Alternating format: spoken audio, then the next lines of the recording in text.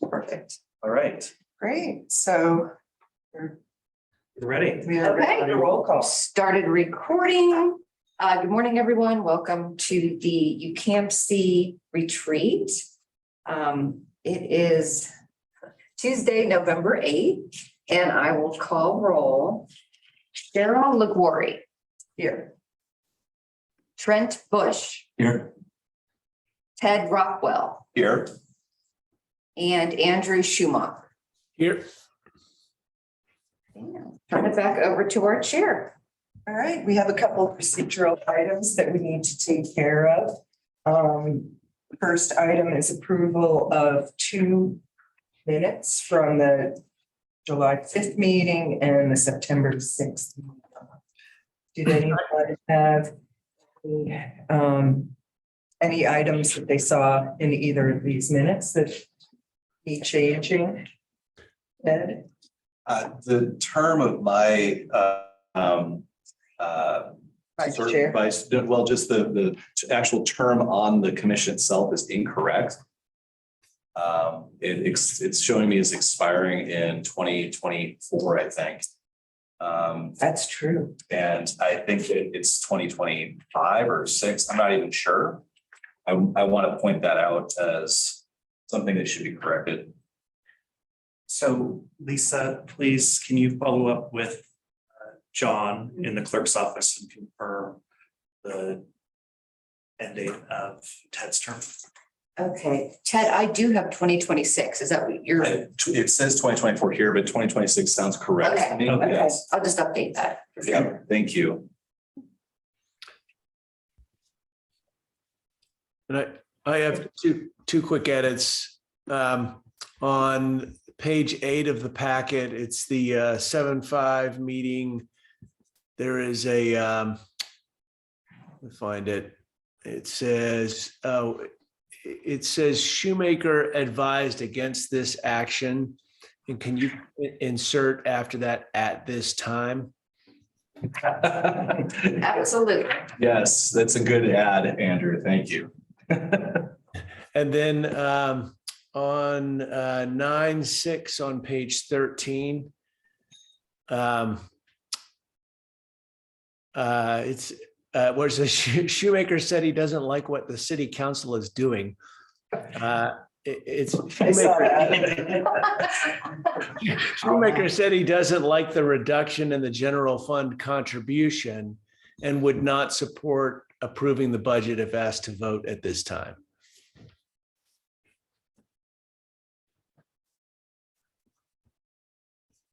And you would like that. So that revision I described, right now it says Shoemaker said he doesn't like what the city council is doing and does not support approving the budget. And I think what I said was I didn't like the reduction in the general fund contribution. And if we were going to vote on it, which I don't think we did, I wouldn't support approving the budget. It was the question posed was, should we vote on it, right? Yeah, and I believe the reason we didn't vote is because we hadn't actually seen the budget. That was 7-5, and then for 9-6, I think which we're on now. I think we had seen it at that point, but then we decided we didn't need to vote on it. We were not required to vote on it, and Right. I think we chose not to vote on it. Is that everyone? But the key is Those rather than recollections saying, that. yeah, but the key for me is rather than just generally saying didn't like what the city council is doing, being specific about what the concern was, is that is the reduction in the general fund contribution.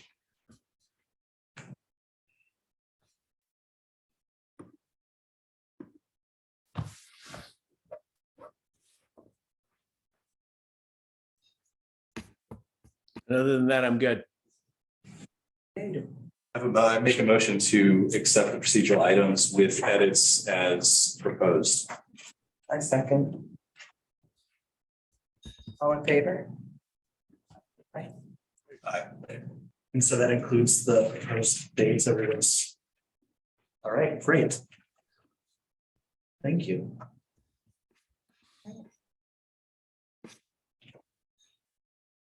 Um, We have nothing on the consent agenda, correct? Matters from staff. All right. First thing on matters from staff, we have DK here from Transportation Mobility to present an e-scooter evaluation update. DK, over to you.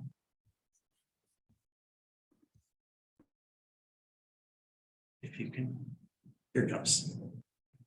Hey, thanks, Chris. Was just working on that there. Good. Well, thank you, everyone. I really appreciate the time to talk with you about our latest e-scooter evaluation program, well, a pilot program that we've been going through over the past year. You may recall that I had attended a UCAMC meeting, maybe about 2 years ago or so. We were working on dismount zones and all things micromobility at the time. Well, since then, City Council had basically directed staff to include e-scooters as part of its shared micromobility program. And so for the past year, I'd say August 17th through August 31st, we've been monitoring the program and collecting utilization data, talking with community members, and I have a short presentation to share with you, and we'll kind of get down into the specifics.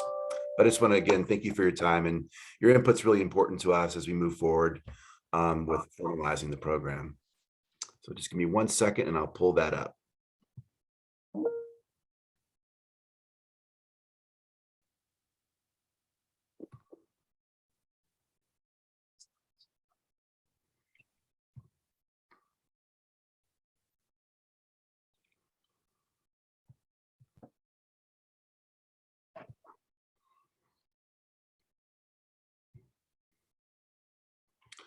Moving real slow for me today here. Okay.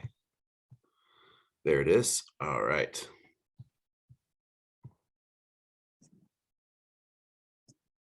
Okay, can everybody see my screen okay? Yeah, no, yes. Yes. Yes, no. Everything's moving slow today here. Okay. All right, there. Now you should have the full screen. Is that right? Yep. Okay, great. And so Andrew, this will be your second time seeing this presentation as you were part of the Downtown Boulder Partners Policy Committee. So thanks for humoring me again here today as we talk about shared e-scooters, but you're going to see a lot of the same information that we talked about earlier. But yeah, let's get started here. So I just want to start with why we're doing this, the whole purpose of the program. And I'll just read it. And it's essentially to provide community members a safe, equitable, and sustainable form of transportation to improve quality of life, provide connections to transit and key destinations, and replace motor vehicle trips to reduce traffic congestion and transportation-related greenhouse gas emissions. Now, that is the overall goal for the city's shared micromobility program, which is comprised of both shared e-bikes and shared e-scooters at the time. And sorry. Okay. And as you know, B-Cycle is our shared e-bike provider and has been for 10 years. And fortunately, we got a little help this past year and are now working with B-Cycle Corporate, which is a subsidiary of Trek Bicycles, who is essentially operating the overall system now. And then we went ahead and did a RFP and selected Lime as our e-scooter provider. And so again, when we went to City Council, they said, DK, let's go ahead and try e-scooters in the program and see how it works. But let's do it in a pilot area to see how it works and if it's the right fit, if it's a good fit for Boulder. And so they chose east of 28th Street. So east of 28th, south of J Road and north of Table Mesa Road has been I should say South Boulder Road has been sort of the pilot area service area, pilot program service area. And before we began the program, we identified several evaluation criteria that we were going to use to come back a year later and talk with our Transportation Advisory Board, with our stakeholders like you, and with City Council, what has been the outcome of this one-year pilot. And just to name a couple really important ones: safety, equity, and mode shift, as well as, I guess, community feedback and sustainability. Those all really, rose to the top as some of the things that we wanted to measure, because there were a lot of concerns around the safety in the early days of e-scooters, the durability of the equipment, and then how do these programs work for traditionally underserved neighborhoods, and what kind of shifts are we seeing? Are people taking scooters instead of driving? That's an important thing for transportation. And then what about the sustainability? How many pounds of greenhouse gas savings are we seeing each year? And what about those scooters? How long are they lasting in the market? And then finally, how does our community feel about it? And so and that's what really is comprised of the evaluation report to date. And then here's just a quick snapshot of where we are in the process. As I mentioned, way back in October 2020, council said, go ahead and add scooters. We selected our our vendor, and then we commenced operations for 1 year. And now here we are in October, November, and we're sharing the key findings from the draft evaluation report with our community stakeholders. And that list below is all the folks that we have coordinated with the past on, and who we're coordinating with soon here too.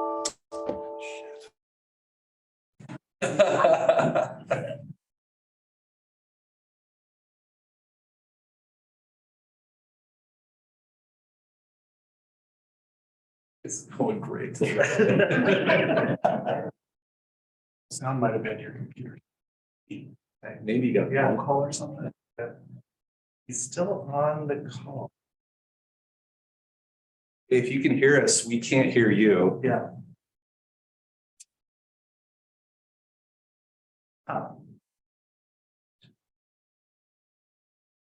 We'll give him a couple more moments to see. Let me see if I can get him on chat.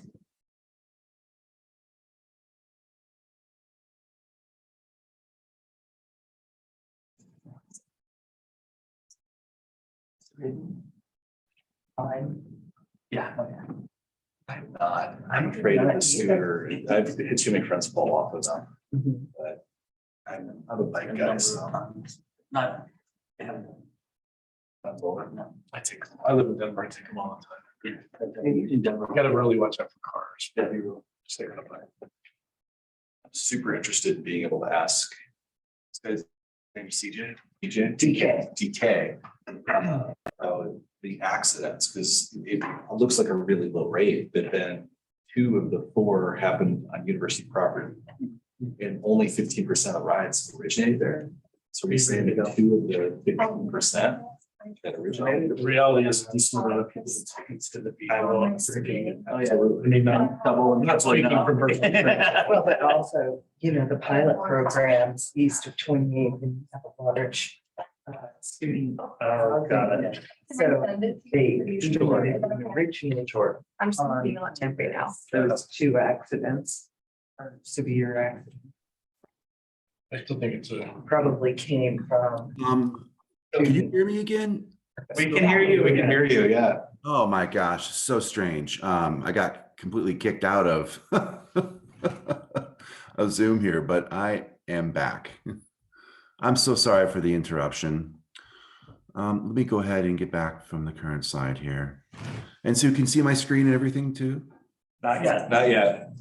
Okay. And let me see. We have to make them a co-host.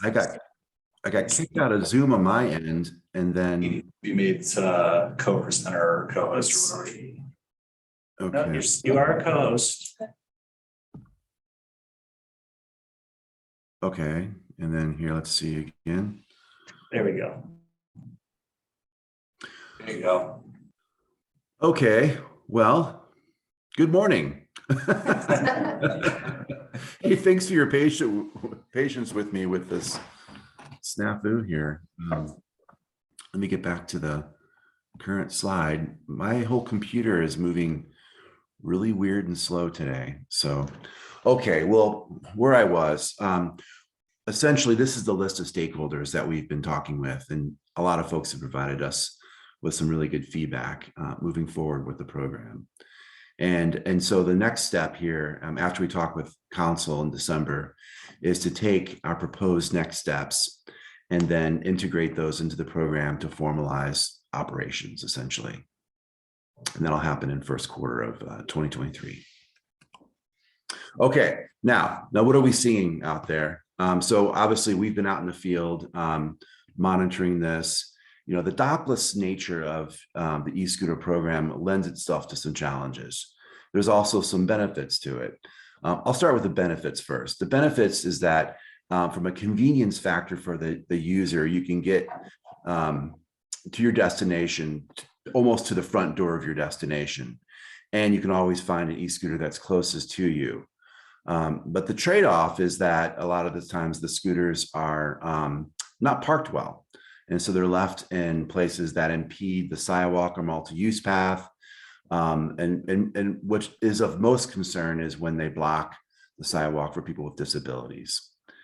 And so there's different ways to deal with this from a dockless versus a dock nature. See, we don't really have these types of problems with B-Cycle because they're all docked at a station, as you can see in that top left photo there.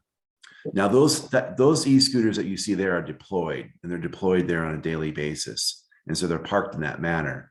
But when they're finished with the ride, they can be anywhere in the pilot program area east of 28th Street. And so it's one of the things that we need to work on. But let's jump into a little bit more of the themes of what we're hearing. Okay, so the city put out a questionnaire. We got over 1,000 responses back. I think that might have been a record for our Be Heard Boulder program. And people are very passionate about this. People, a lot of folks love them and a lot of folks don't love them. And then Lime also put out a questionnaire to their customers. We have had numerous Inquire Boulder reports, and then of course, direct contact with our city and Lime staff. And so again, those major themes, blocking the sidewalks and multi-use paths. People have seen abandoned e-scooters in ditches and creeks. But then there's also appreciation for the program, and that there's a new way to travel around Boulder. There's a convenience factor to this. It's an alternative to driving. People have been frustrated with their inability to travel west of 28th Street on an e-scooter, so they haven't been able to complete their rides. And then there's also concerns around aesthetics, and they appear as clutter if they're not being utilized or gathered in one location. And so it's really been a mixed bag of people loving them and appreciating the new fun alternative mode of transportation, but then they come with some of the problems, the challenges that we just discussed too. But let's look at utilization. All right, so currently, now we started off with 200 e-scooters in the field. And since that time, we've seen demand rise for them. And so we've increased the supply.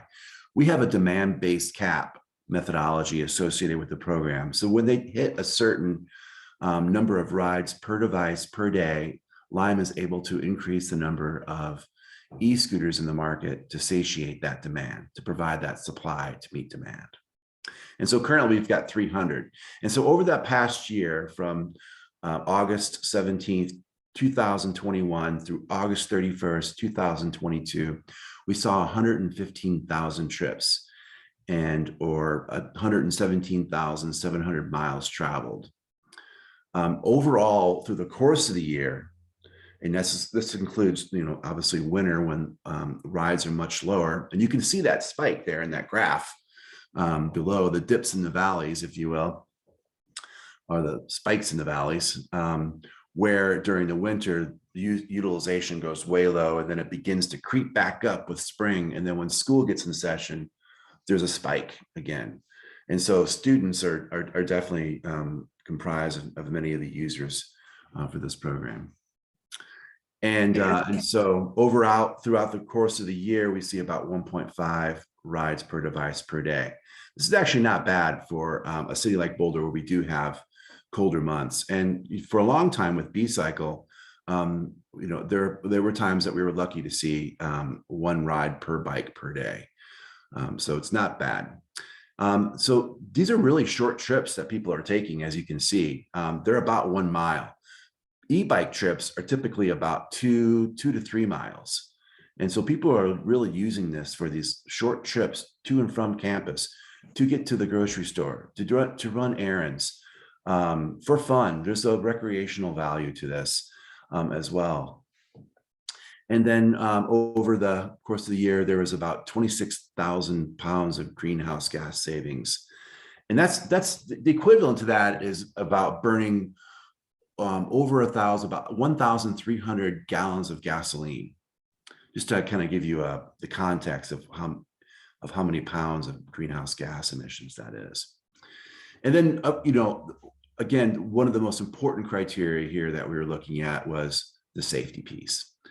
And over the course of the year, we had 4 moderate to severe crashes. And those were both reported to the Boulder Police Department and CU Boulder Police Department. 2 of those occurring on campus and 2 of those occurring in the city right of way. And how we characterized this was, if the person went to the hospital, if an ambulance brought to the hospital, we characterized that as a moderate to severe crash. Honestly, we really thought the numbers were going to be a lot higher. There have been more than just 4 crashes. There's been a number of other lesser degree of injury crashes that have happened. In total, we've documented 17 crashes over the year. But then again, 13 of those being minor injury, like a scrape or a bruised ankle or something to that effect. The severe crash is something that's incapacitating, where someone has gotten hurt. They've had a head injury, or they've broken an ankle or a wrist or something to that effect. Okay. But there's a number of attributes or aspects of the program we think of why we've seen fewer crashes than what was previously, I guess, expected. And just to name a few of those, the durability of the device has changed a lot. At the very beginning of the e-scooter mania, the beginning of the industry, the scooters were not of high quality. They were made of cheaper materials, and they would break pretty easily. And also the device itself wasn't as robust. It had smaller wheels. It had a shorter wheelbase. Some of them didn't have back brakes. They only had front brakes, or vice versa. And so the quality of the e-scooter when it first came out was just not there, and it would easily succumb to a lot of the conditions of the roadway. And then now there's also this user familiarity. We've had e-scooters in the US now, prevalent in many US cities, for over 2 years. People are familiar with them now. There's a learned behavior with these. And then we've also had some technological advances in terms of the device and how it interfaces with the customer. The app itself, we require that all first-time users go through a training ride where they could only go 8 miles per hour instead of the normal 15 miles per hour. We think this really helped a lot of first-time would-be crashes, that people were able to go slower and learn how it maneuvers. And each time a person takes an e-scooter trip, their safety improves with each trip. And then also a couple other things that we think contributed to the safety factor, and that is Boulder has very good infrastructure from a bicycle perspective. We've got bike lanes and multi-use paths that circumvent, go throughout the city. And we also have, essentially this network where people can, be separated from traffic. There are some limitations though, because people riding scooters don't want to be necessarily next to traffic. They don't want to be integrated with traffic. And we're going to talk about that in a second. But the last thing too is Boulder drivers are accustomed to seeing people walking, people biking, people scooting. And so there's a higher cognizance or awareness of vulnerable users on our roadways than there would be in a lot of other cities where the numbers aren't as great. Okay, so let's take a look at where people are going. So again, this is the overall service area here, and you can see they are just about going everywhere. That's that dark purple spine coming down the middle is 30th Street. That's the primary corridor that folks are riding scooters on today. But really, they are penetrating every alley, road, multi-use path, neighborhood. People are utilizing these things throughout the entire service area, which is a good thing in that folks are using it for transportation and also for recreation. And then let's look at trip starts. This is really interesting to take a look at. Basically, these polygons here indicate where trips have started on an e-scooter. And again, that dark purple represents the highest number of trip starts, and they're all along that 30th Street corridor. And I've specifically identified some of the important, I guess, locations as part of this study, in that we were looking at equity. And we've got 5 traditionally underserved neighborhoods to the north: Orchard Grove, San Juan del Centro, San Lazaro, and the Vista and Parkside villages. Utilization has been pretty good up there.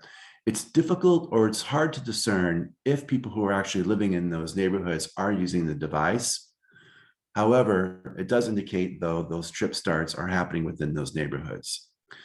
The reason why I mentioned that caveat is because our affordability program that we offer to people who are disadvantaged has low participation, but that could be for other reasons, like for, not having documentation necessarily, or not wanting to expose themselves and to remain private.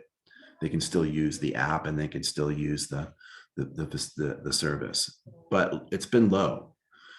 And then the other locations are the shopping center, the 29th Street Mall, that general area, the Whole Foods, where Home Depot is, and kind of just that whole commercial area along 30th Street.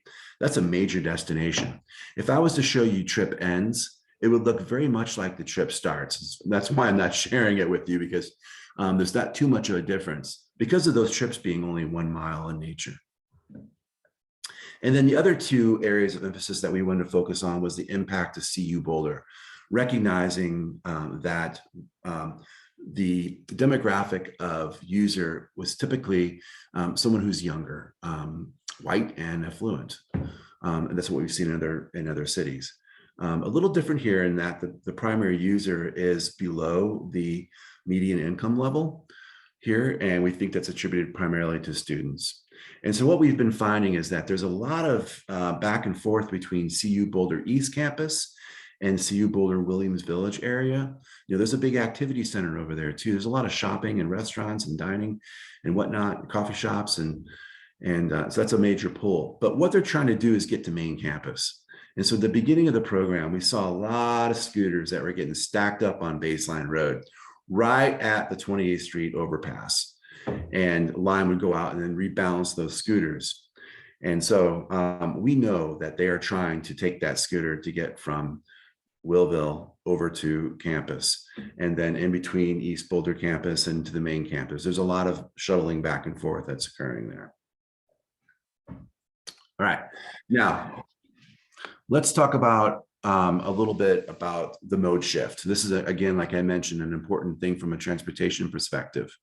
Do these things really have an effect on displacing motor vehicle trips? That's from the transportation perspective. There's other recreational reasons why we think this could be important for folks to have fun, to visit Boulder, to see Boulder by e-scooter versus seeing it by a car and whatnot. But there's 2 things I want to capture here with this chart, and you're probably already grasping it. Nearly half of the people would have taken a motor vehicle. And then we look at the yellow, that's I would have driven a car. And we look at that light, that aqua blue, I would have used a ride hailing service. So I combined both of those and got the nearly half of those trips basically have displaced a vehicle. Now, we're also displacing active transportation, which is a concern to some degree. And so if you look at the pink, where I would have walked people are choosing an e-scooter to get to the destination rather than walking. And the same with bicycling. So there's a real convenience factor here. And we don't know the health of the person that's necessarily using it, if it's taking away from their health on a daily basis and whatnot. But what it does represent to us is that people are looking outside the vehicle for transportation, and e-scooters are obviously a bit faster than walking. Okay.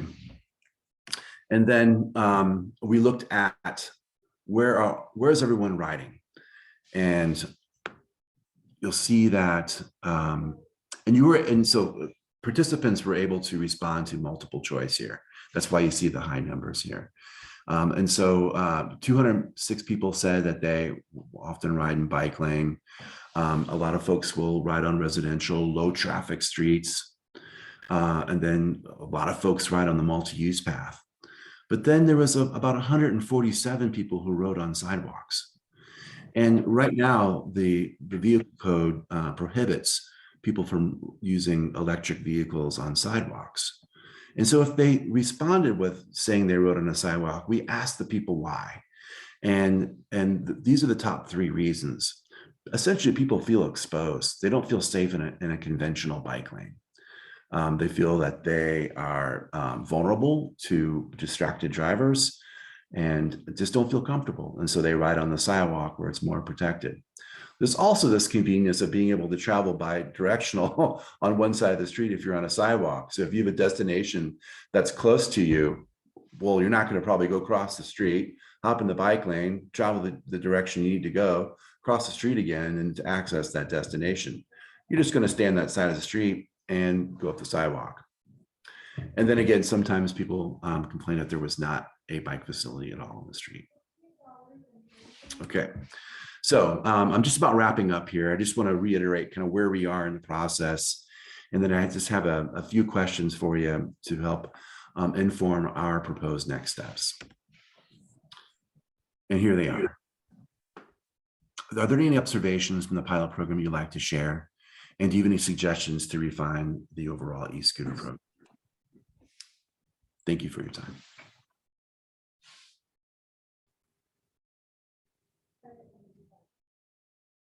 Thanks, DK. Thank you. I have a couple of questions maybe that are observation questions. The 4 accidents, 2 of them occurred on CU Boulder property. Do you know if those originated on CU Boulder property as well? I don't know. We actually we haven't tracked that.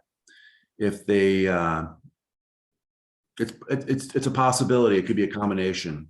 If they started in the public right of way but ended on CU property, or started in CU and ended in the city right away. I'm not sure. Okay. It seems like the crash rate's really, really low. And I think you said something to that effect. It was unexpectedly low. How does it compare to other areas of, cities of our size? Right. So the national data that we're seeing shows a higher crash rate. And that was some of the earlier data. There's a lot of studying that still needs to occur as this program has evolved. A lot of the data that we have and are able to reference at this point shows that there was a much higher crash rate. So for example, when we first started looking at the e-scooter program, throughout the US, within a period of 2 years, there were 27 fatalities in e-scooters, shared e-scooters. And I compared that to bike share fatalities, where there was only 4 in the past 10 years. And so that was the pause for concern there. And so we were able to put these regulations in place and all these other causal factors, I think, that brought it down. But ours is particularly low. The data is not, I guess, sufficient at this point in terms of what's happening in other cities, but it's much lower than the start of the program, if that helps. Yeah, that is helpful. So the other thing that I'm wondering about is the affordability program, and whether there's any thought there on how to help address that. It seems like there's a low uptake in the affordability program. And so that's maybe an observation of suggesting that maybe some work happened there. The other thing I noticed on your Great Lake Dungeons and Dragons map, whatever that thing was, the one that had all of the, octagons, whatever those were. It seems like there's an opportunity on the Arapahoe corridor to improve that corridor's uptake in terms of scooter usage.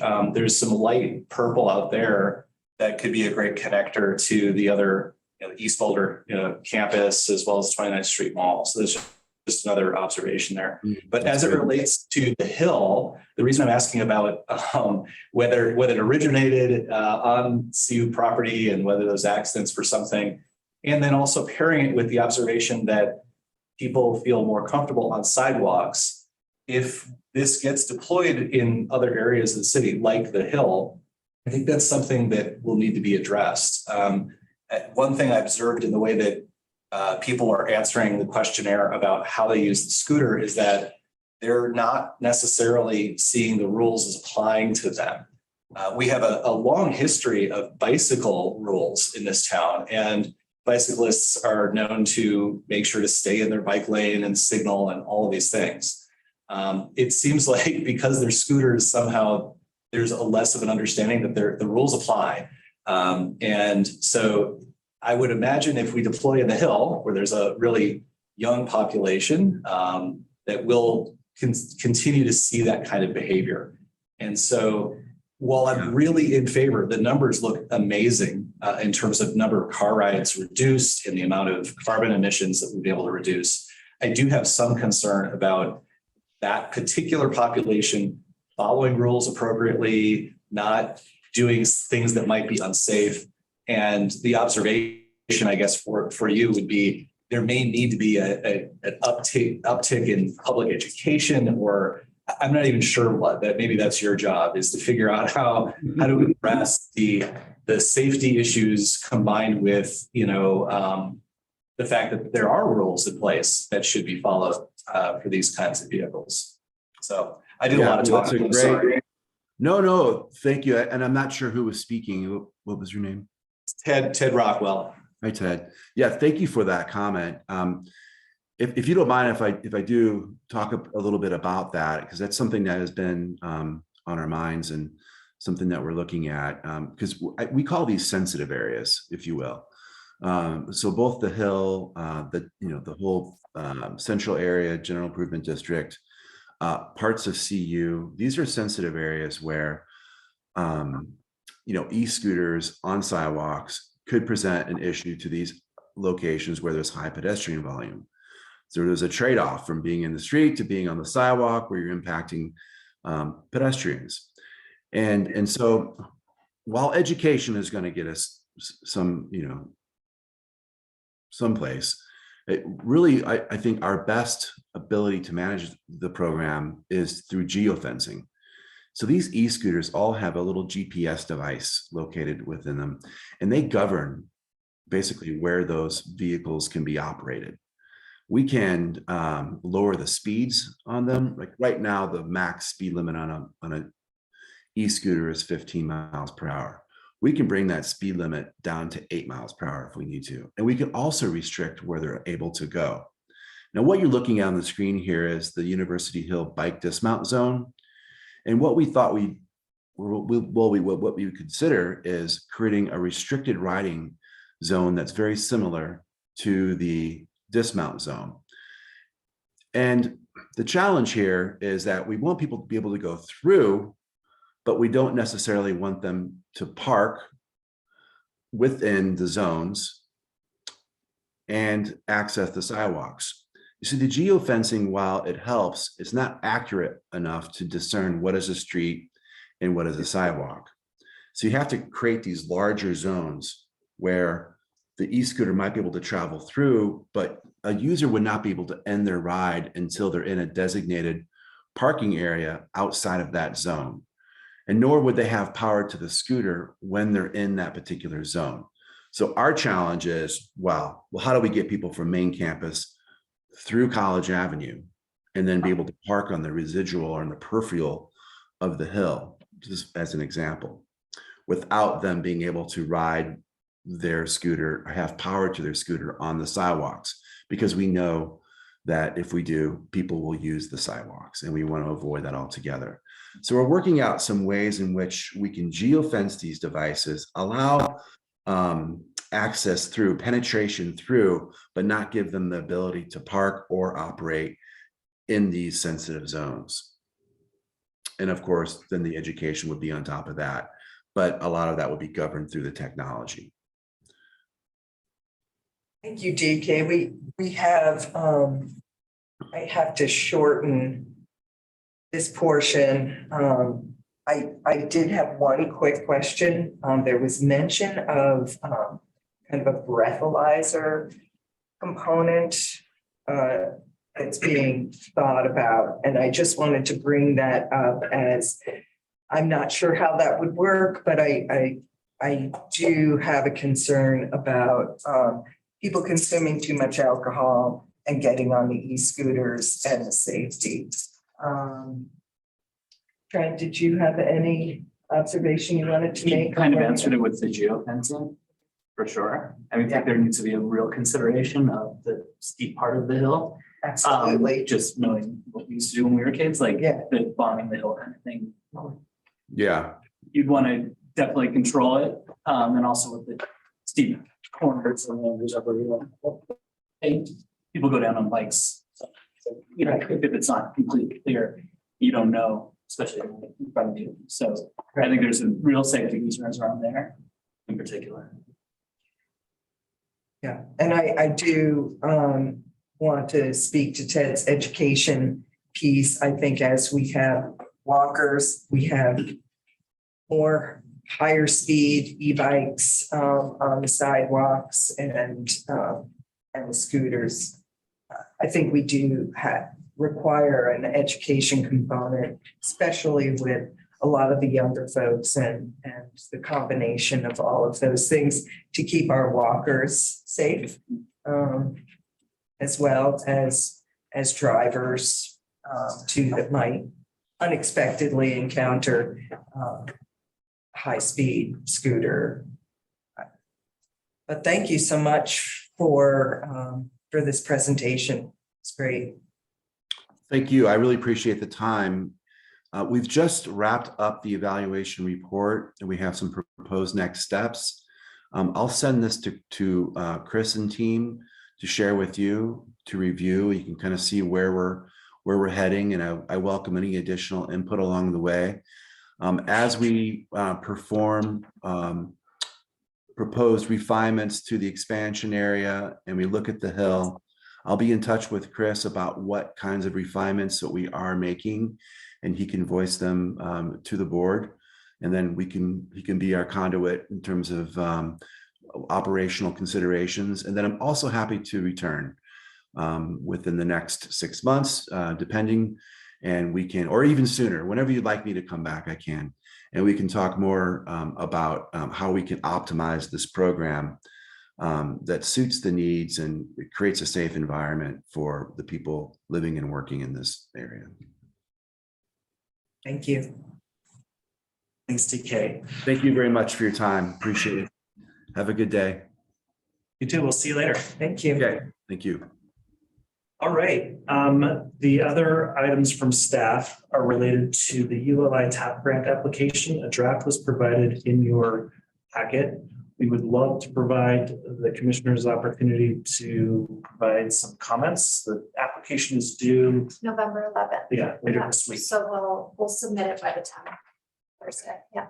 So if folks would like, we are prepared to talk about the application and go through the content. I want to be conscious of time and make sure that we're getting into our retreat conversation.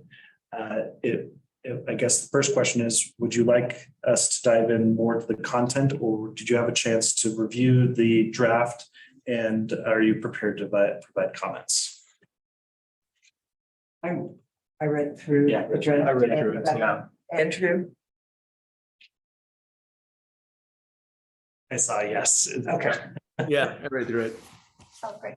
All right, so then we would appreciate any feedback as we are finalizing the draft. We have been working with planning, housing and human services, the Boulder Chamber, transportation and mobility. Making sure that they're all aware of the intent to submit this application. And so we're wanting to have it be as solid as we can. We have provided the draft letter of support. We also, who else do we have? We have a The letter. Hill Boulder provided a letter of support as well. The Boulder Chamber is willing to provide a letter. We need to get them a draft. And they will sign it. Yes. So would love to be able to submit a letter of support from the commission. If you all support the language that we provided in the packet or have some. Read through our letter of support. Where the commission is good with the letter of support language. I didn't really have anything in the application that I wanted to adjust. It felt straightforward to me, but maybe there are others who did see something. I read through it and was like, this seems to be a good case for why this would be a good project. Didn't see anything that leapt out at me as, gosh, we need to address this section of it or something like that. And I agree, I didn't see anything that struck me as something that didn't represent what we're trying to gain with this. Trent, Andrew? Yeah, I just had a question. It looked like that the cost of this is $12,500. Is that right? Is that the only? So, yeah, Andrew, that would be our contribution. The total cost is 20,000, but Dr. Cog, if we were awarded, Dr. Cog would subsidize 7,500. Okay. Yeah, I mean, I do have I'm fine with that amount. I do have a continuing concern, and I just want to, reiterate that spending the limited funds we have, where I feel like this is a bit premature in light of since we don't have all the data. When those hotels come in, everything is going to change, I suspect. But that being said, I think this is a worthwhile spend. So. All right, everyone's in support. All right. As long as we can have that reflected in the notes, we don't need a vote per se, but it sounds like we have a nod of unanimous nod of approval of the letter of support. So we can proceed with that. We might want to get a signature from the chair. So we might get that to you electronically between now. Sure, along with the and- minutes. If you want to include that, I can get this all done. Great. All right. Well, then that concludes the matters from staff. Happy to move forward with the retreat if you're ready. All right, so do we need to officially adjourn the special PCAMC meeting? Yes. 9:38, only 8 minutes behind schedule. All right, I'm going to share my screen then. Get back into, oops, that's not what I wanted to do.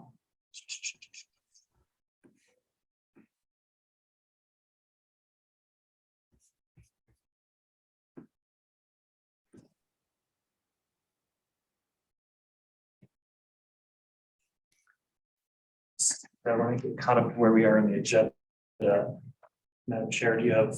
I just had one question related to Andrew's concern, and I was wondering if each meeting we might be able to get just a budget report that shows where we are with the money earned from the sale of the lot and the spend, because we're with the 200, I think it started at what, 2.7, and the 200 is already allocated. We're left with 2.5. And then this is going to be out of those funds as well. It might be great to, on a somewhat regular basis, just look at where that fund sits financially. Sure. So, and as of this point, none of the money has been spent. It has been programmed. So in 2023, we've programmed the pay in the spend toward developing the concept. And so none of that money has been spent, and we want to make sure we're not going to start spending that money until we're all feeling ready and prepared to start doing so. And then 2.5 million is currently programmed for 2024. And again, so it's, while it is programmed and we're trying to move as quickly as possible, because we know what's happening with dollars these days is the longer we wait, the less distance we're able to cover the resources. So that, I'm assuming, but maybe I'm wrong. Do we get, since it's UCAMC's money, how is that invested? And is there a rate of return? Do we get interest at all? Is it in a bank where we get that interest rate or otherwise? Because as you mentioned, the inflation challenge, on the flip side, interest rates have gotten pretty good. And so that's, on $2 million, that's significant. That's a great question, Andrew, and we'll follow up and confirm how finance has allocated those dollars to make sure that any interest that is being earned, because we do earn interest on money that's sitting in our accounts, the city does. We want to make sure that interest accrued on these dollars gets allocated back to the district as opposed to somewhere else. Thanks. All right, we've already got through many of these things. So we had our special meeting. We're going to start out with a real quick 2022 year in review. I wanted to have an opportunity to talk about roles and responsibilities of the commission versus staff. And then we can take a break. Folks are ready or needing that. And then we can get into our priority exercise. And last but not least, on the formal agenda for retreat discussion, we included the questions that we posed to potential commission members. The city clerk's office includes in the application, and would love your input, especially based on the priorities that we have for the years ahead, to make sure we're hitting the mark on those questions. So 2022, this is not exhaustive. This was a 10 o'clock last night bulleted list. I think we're all very excited. Oops, that's not what I wanted. This thing. And I minimized on my screen, but not this screen. Excited in anticipation of the University Hill Hotel. Finally, it's not a big hole in the ground anymore. A lot of progress has been made this year. A lot of challenges associated with construction impacts to Broadway, and hopefully those are over. And so slowly seeing a building come out of the ground is something to be excited about in anticipation for early 2024, I think is the period now for that particular project. We completed the 14th Street lot analysis with EPS, knowing that there are limitations to that conversation at work. So one step along the way to better understand possibilities for that last district-owned asset. Community Vitality was instrumental in leading the charge for an outdoor dining pilot program, which affects all of the city, but we do have a number of participants on the Hill. We had a number of participants. I think now we have the corner. Are there any others on the Hill currently? No. Yeah, we had Sherry Soda Shop had applied, but then they built their own patio. So we will have another application period in February of 2023, and we're anticipating a lot of restaurants were waiting until that application window because they didn't see the value in spending money for a winter outlay of the program. So we've got a lot of infrastructure that showed up this morning downtown at Foolish Craig's, Salt. Sounds like Trent, you saw. I did. Tango on Pearl Street Mall. And so we're looking forward to seeing that infrastructure continue to evolve. We will be working with the corner to make sure that they are getting into compliance with the design standards, because they still have their kind of pandemic era infrastructure up there, and our program does stipulate some more permanent, safer, more aesthetically looking infrastructure. We have the Ambassadors on the Hill. That was something that started in, of course, 2021, but we had our first full year, and we are working with the university to expand the resources for the Ambassador program on University Hill beginning in 2023. And so I'm hoping that folks have been able to notice some presence, and moving forward, I'm hoping that you'll notice additional presence, and we'll be able to talk with Chip when he arrives at 11 about his intentions there, because he is also very interested in making sure that we're building better connections between the Downtown Boulder partnership and the work that they do, and the vision that you all and the business community on the Hill has moving forward.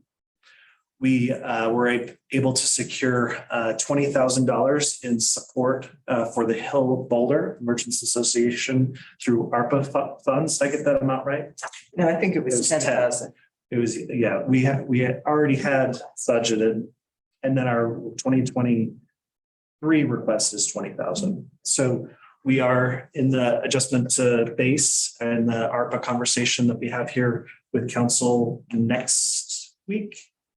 Yeah, 17. 17th, and we're asking for 20,000 of the remaining economic vitality ARPA funds to support the Hill Boulder Merchants Association in 2023.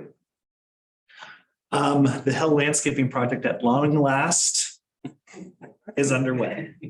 I know that Regan has been the bane of her existence in working with a variety of internal and external folks to get that project off the ground. And so we've seen some concrete removal, and hopefully we'll see some rapid progress, and the weather will cooperate. We'll be able to get that project wrapped up here in the next month or so. Was the portalet moved?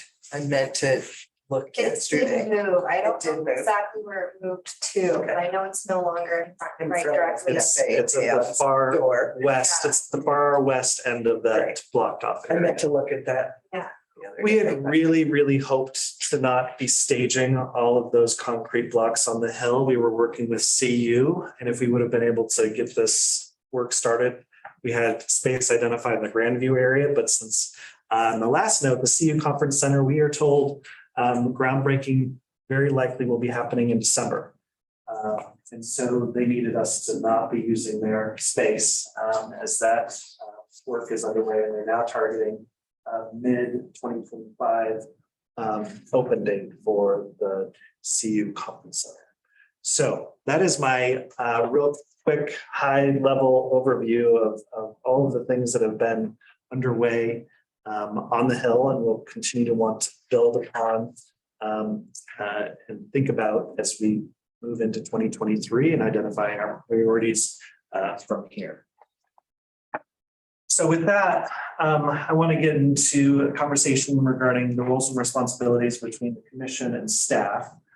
We do not have to spend a lot of time on these, but I want to make sure that the commissioners are all feeling very well aware of the Boulder Revised Code language as it pertains to the University Hill Commercial Area Management Commission.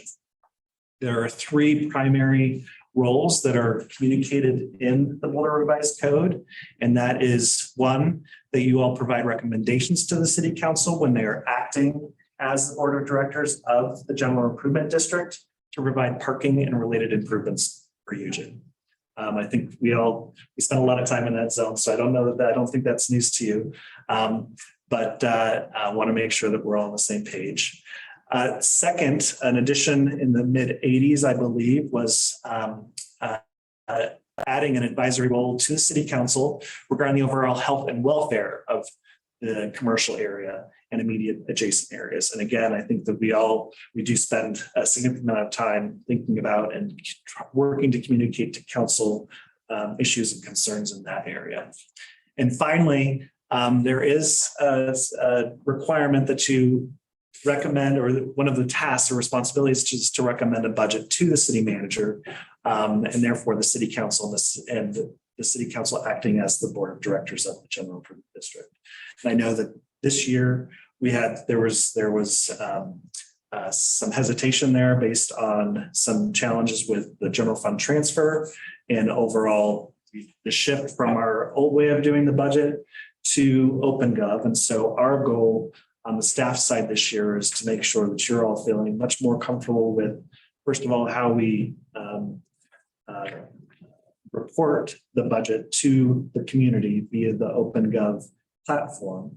And then continuing this conversation regarding the general fund transfer and working to increase that so we can feel like we're on a better trajectory with the fund health over time. And so hopefully in 2023, we can be able to report to council that the commission unanimously supported and approved the recommended budget to the city manager. Questions? Quick question on when the 2024 budget would be ready to review in 2023. Is there a target date so that the commission can actually review and digest and make significant, give some input? I think May would be April, May, we did, yeah. So, well, we will not be probably, so finance runs OpenGov. Right. We will provide our internal recommendations, so we can provide you a preview of what we're recommending internally. So as part of a preview at let's see, because we meet every other month. So the May meeting, we can provide a preview of what we are recommending to the city manager. And then at the July meeting, before the July meeting this year, because that's the problem this year is the OpenGov platform was not ready to go live. And so we were not able to get that to you all before the July meeting, which is typically the meeting that we approve or recommend the budget. And so the goal with the finance department this year is to make sure that the OpenGov platform is live and available to you all to review in detail prior to the July. Okay. Yeah, that was the challenge this year, right? Is that we didn't have it at that July meeting, and then September came along and it felt like things had already happened, right? And I'll just note, and I'm jumping the schedule here slightly, but if we look at next year's schedule, the July meeting is on July 5th, which could be a challenge depending on people traveling or other things. And so we may, as commissioners, we may want to address that head on and make sure that that July meeting is something that we're really prioritizing to ensure that the budget talk is happening out in the open. We don't accidentally cancel the one meeting that we have to really talk budgets. And that was highlighted when we looked at that is a little bit of a concern. And- Luckily, July 4th is midweek, but people do tend to travel around that time. If it's the desire of the commission to schedule that meeting on an alternate date, we can set that in motion. I'm here. You already know you're here. Yeah, okay. So it was included in your notes. So as long as you're comfortable with that, we'll reflect in the notes the importance of attendance for that and being prepared for that meeting. Any concerns on your part, Teresa? Again, we're relying a lot on the finance department and their new budgeting platform. And the hope is there's going to be this year was a big lift on a complete transition. They do have additional progress they want to make in 2023. We will confirm that it will be live and ready at the very least, a week in advance of the July meeting, if not sooner.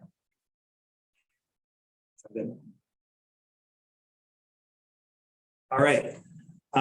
Moving forward in the Boulder Revised Code, there are additional details of the elements that the commission can provide or advise on when it comes to the overall vitality of the area. and opportunities to be involved in marketing, economic vitality initiatives, and events promoting the area. And this, at this point, staff really works closely with the Hill Boulder. This is why we have Jake come and talk about the work that's going on, as they're a key partner at this point. Over time, we are anticipating the Downtown Boulder Partnership becoming more involved in some of these conversations. We're working with them. Part of the ARPA dollars is working with the Downtown Boulder Partnership on the Hill Merchants or the Hill Boulder website. So we'll be seeing that website start appearing a little bit more resembling the Downtown Boulder Partnerships website. It'll still have its own unique look and feel, but it'll have the same level of functionality of the way that people can interact with the site. And that company's been hired already. Correct. Any additional on that, For the Rika? website, it's gonna launch in December. That should have been on our 2022 year in review. And last but not least, we do have in the Boulder Revised Code a University Hill mobile vending cart permit. Lane is our champion of the vending cart permit, both in the downtown and on University Hill. We tend to have a ton of interest in the downtown area, but I don't know that we've had any history of a lot of interest in the University Hill area. The only one that came up this year is the local florist wanted to sell Lay's during graduation. And I helped them to figure it out, and I don't think they ever took advantage. And I would suggest that that's an indication of the level of vitality that people are potential small business owners or starters are seeing in the area. We're downtown. They can vision themselves operating a mobile vending cart. And that does not seem to be the case so much in the University Hill area. So it's an indicator maybe of a broader issue that we will want to be keeping track of. And hopefully that's something that might change with the hotels opening up as we get more year-round visitation and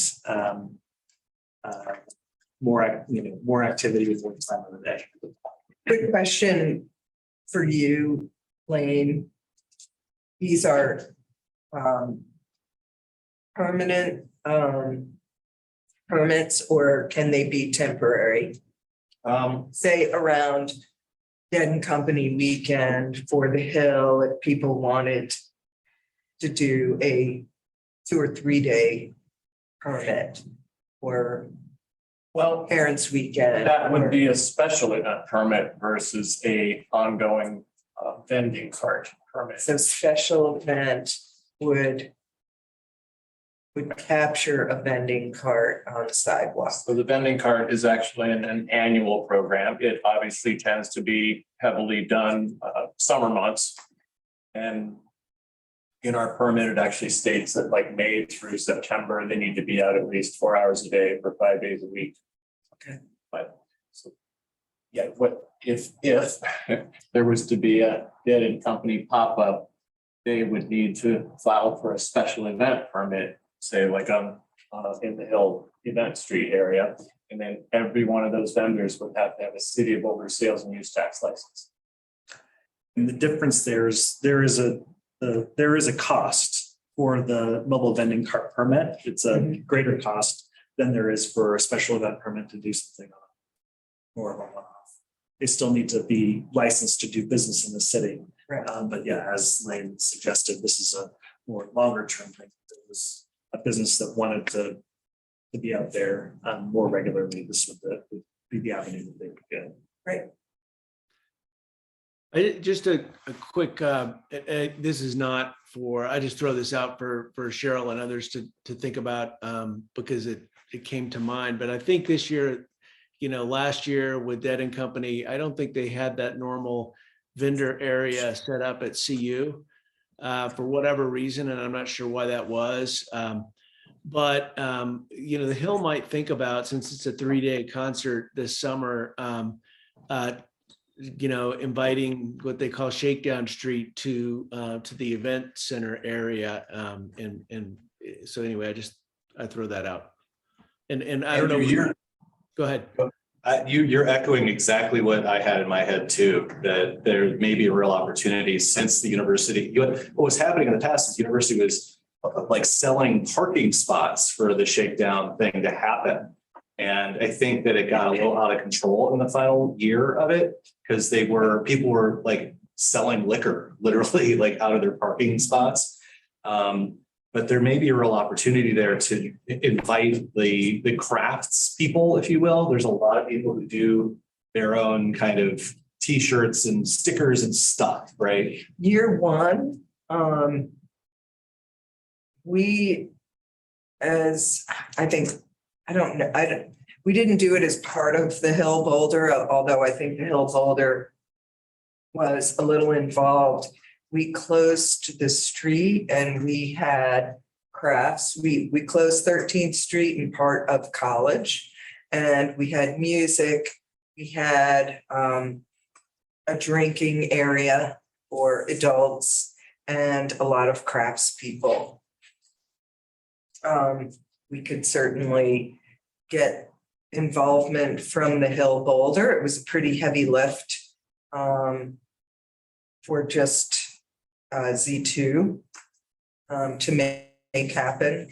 But this is, the final weekend, although I have been to many there have been other farewell concerts, but I do believe that could be a really nice thing for the Hill. I wish the hotel would be ready by then, but it sounds like 2024 is still where it's going to be. We'll make sure we reflect in the notes the interest around this particular event. I do know that as far as the university goes, there were some significant safety concerns.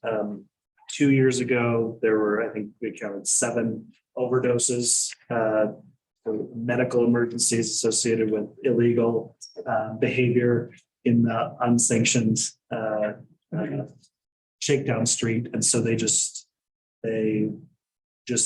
got rid of it altogether. The city found out pretty late in the game from the community that really wanted to see a Shakedown Street happen.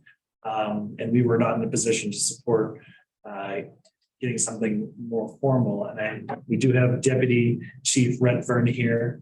I know that if we were to pursue a special or work with somebody on a special events permit, we want to make sure that we are not creating an unsafe situation. And that's been part of the challenge for the university. I think there are great opportunities. And if we're able to get started with a community partner that wants to make something happen now, as opposed to about a month before the event, then I think there would be possibilities, whether it's on the Hill or somewhere else. If you do know of somebody who is interested in taking that up, I certainly recommend that they get in touch with the city and the special events permitting. We have a Hill Boulder meeting Thursday morning. I'll bring that up. Great. Or a planning meeting. Dakota has connections with a Grateful Dead cover band that he tried to get about a week before the event.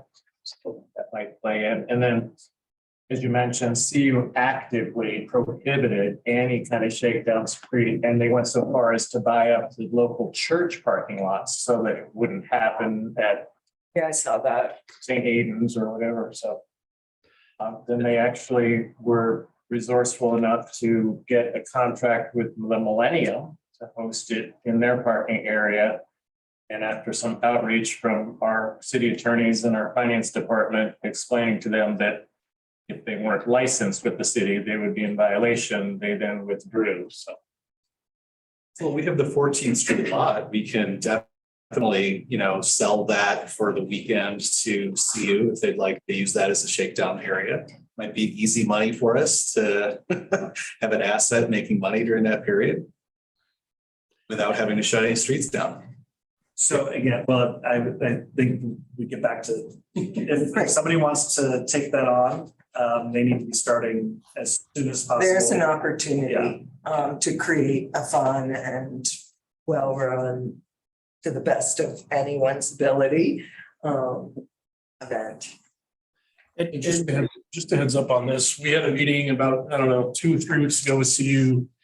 They're entertaining the idea of bringing 3 extremely large concerts to town next year, including Metallica, Gordon Wallen, Country Star. Formerly extremely large, no. And then another one. So that it could be an interesting summer if that happens. And then the Millennium's getting close, torn down next year at some point, so that. Right. And just one other thought on this Shakedown Street issue, and that is that, you know, because of the speed with which, you know, it happened at the last minute, you know, the CU was able to buy those parking lots, as you said, and prevent something from happening. With a lot of planning time, just as the Hill could plan something, somebody else could too. And last year there was a small Shakedown Street way off outside of the area, in the industrial zone at a brew pub. And that would probably be a bad thing if people started driving to and from, a ways from the concert for a Shakedown Street and so forth. So that's just another thought. There may be a safety aspect in having one. It's just, you know, you just got to run it well. So. Maybe that's the blip that we saw on the polygons for the e-scooter. Just I think it might have been, actually. I was looking at that and I thought that was Dead and Co weekend right there. Yeah, right. And I couldn't agree more, Andrew. I went to that out at Vision Quest and I rode my bike out there, but the parking out there was ridiculous because everyone drove out there. They didn't really, not a lot of people took their bikes or tried to walk out there because it was foothills in East Pearl, essentially. Yes, it's certainly contrary to some other goals that the city has around safe, sustainable behavior. So I know that our special events folks will be at the ready if somebody pulls something together and wants to propose something, and more time the better, because the closer we get to the dates, the more likely the response is going to be unfavorable. Right. It's the Metallica version of Shakedown Street Call.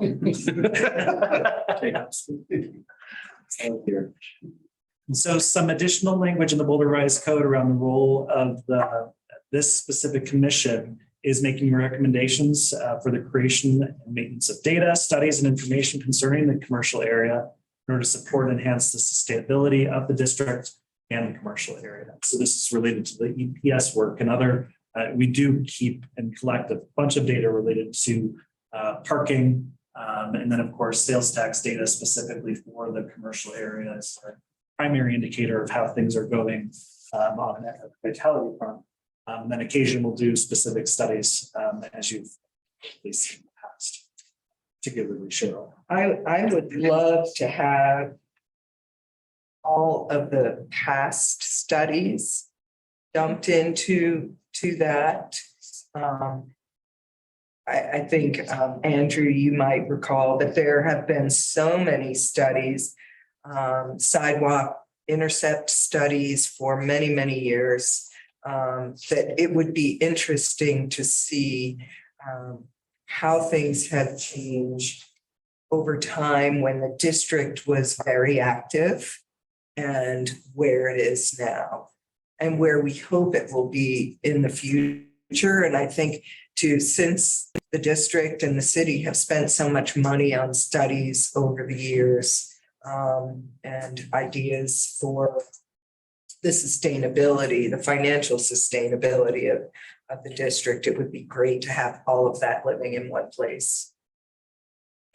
Great, we will reflect that suggestion.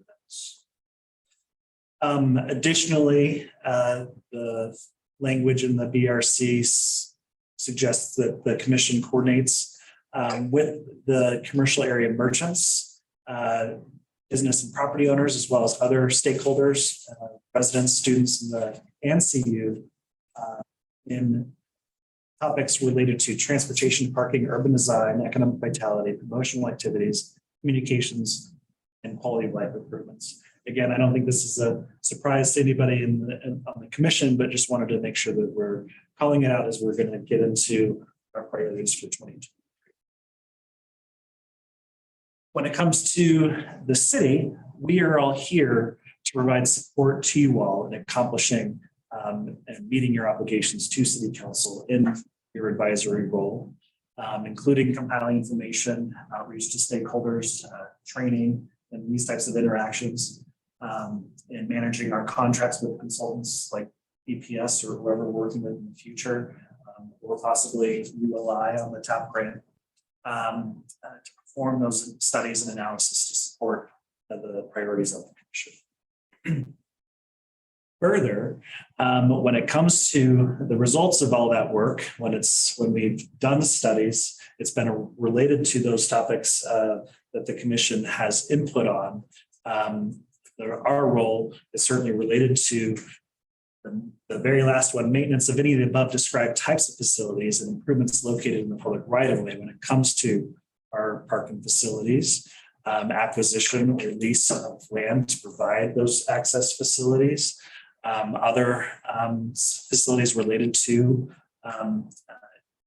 making sure that the district is convenient for all the folks that want to get there, pedestrian bicycle amenities, things to improve and increase the attractiveness of the district, and incentive programs to encourage the means of transportation to and from the district other than under occupied private. So that's where community vitality picks up the ongoing operations of the district when it comes to making sure that everybody wants to access it can. And things like the landscaping act underway, working with forestry, parks and recreation, transportation mobility to help the space look more aesthetically inviting. Just to list a few things on a very Is public art in the role of the city? The reason I bring that up is because we've talked about wayfinding in the district and public art as part of that. I'd say that it certainly can fit within the improvements to increase the attractiveness and convenience of the district. Between wayfinding and public art, we do have a public art program within Community Vitality now. And so that's certainly part and connected to the alleyway improvements plan. Yeah, enhancements plan. So certainly more that we could explore in the future. Again, I'd say the limitation for the Hill is resources when it comes to just the amount of money we have to implement. With large appetite, resources have, because this is a lot. And if we were to sit down and do a comprehensive study of the cost of doing everything that we would like to do within the commercial area in each of these areas, we would spend a lot more than $2.5 million. I'm going to have a question about that. In kind of to Andrew's point earlier about increased foot traffic from the conference center and the Hill Hotel, how much have we done forecasting to figure out like what that may mean? In terms of right now, we have $2.5 million, whatever that is. When the Hill Hotel project comes online within a year, what of that tax base can we count on as a way of us kind of thinking ahead on the budget to then address some of these opportunities and these issues? So we have done some budget forecasting, anticipating an increase in revenues with the Hill Hotel, but with the 1.7 mil levy, it's still not a huge windfall, just given the size of the mill. But Teresa, do you want to speak to anything on our projections when the Hill Hotel opens up? Right now, we've got just a general estimate, right? And I hope over the next years, more is developed in terms of what the actual valuation estimate is, then we can certainly build those in and have those be incorporated in our 2024 budget planning cycle. So that's what's they've got a little bit better sense of what that valuation. But we're not talking about a huge windfall, but it will be better. But we'll still be challenged. Yeah, it's all related, right? And then the 14th Street lot, it requires an outlay in order to actually maybe have a future source of revenue. And so, but understanding the intersection of each one of those is going to be really important for the commission to be able to advise appropriately. Sure. And another piece of that is our on-street parking revenue, where again, traditionally, the desire is that the general fund transfer is associated with the amount of parking revenue that's generated on street within the district. That took a big hit during the pandemic. It is returning, and so that will be part of our argument and justification for asking for greater general fund transfer into the district. And as more activity comes to the Hill year round, we would anticipate hopefully even more on-street parking revenue to the general fund, but we could then be able to hopefully argue for additional transfer into the district. So if we increased the cost of parking on the Hill as opposed to leaving it flat, which is, I think, the recommendation. So yes, however, two things I did not include in this language, and it's explicit in the older revised code, is that the commission does not get to Deep into dictate pricing. pricing. Got We are not proposing a reduction, certainly based on our performance-based pricing, the current utilization suggests that we should actually be lowering the rates of parking in the district, but we know that there's so much going on, so much transition that it's not necessarily reflective of what the utilization is going to be. And the other element there is there is language in the BRC related to the city council gets to be the ultimate decider on whether or not we build more parking as well. So even though you all are the key advisors on these studies and these types of improvements, when it comes to the physical construction of addition of parking, city council still reserves the right to be the final decider, which is challenging, and which we saw play out on the Hill Hotel project, where I imagine, and I was not here, so whether I wasn't part of those conversations, that the interest of the commission was to maintain parking as part of that project, and council decided that it was not necessary to continue providing public parking at the hotel. It's going to be, I'd say that on our staff side, we are going to be following that very closely, understanding the impacts of having a large hotel with very minimal parking is going to translate into some interesting conversations in the next few years, depending on how people are accessing the site. Sans a parking garage at the CU Conference Center until that's complete. And even when it is it located and signed and marked well enough to draw in the parkers who are trying to access both sites. So certainly something that's on our mind and related to the work of the commission and how we communicate with council. So with that, we have about 45 minutes until folks start showing up for open discussion. I would love to get into opportunities, strengths, weaknesses, and identifying priorities, but I also want to give folks a bathroom break. I'll take a bathroom break. All right, there are multiple bathrooms. There are two bathrooms through here to the left, and there are bathrooms upstairs if folks are familiar with the building.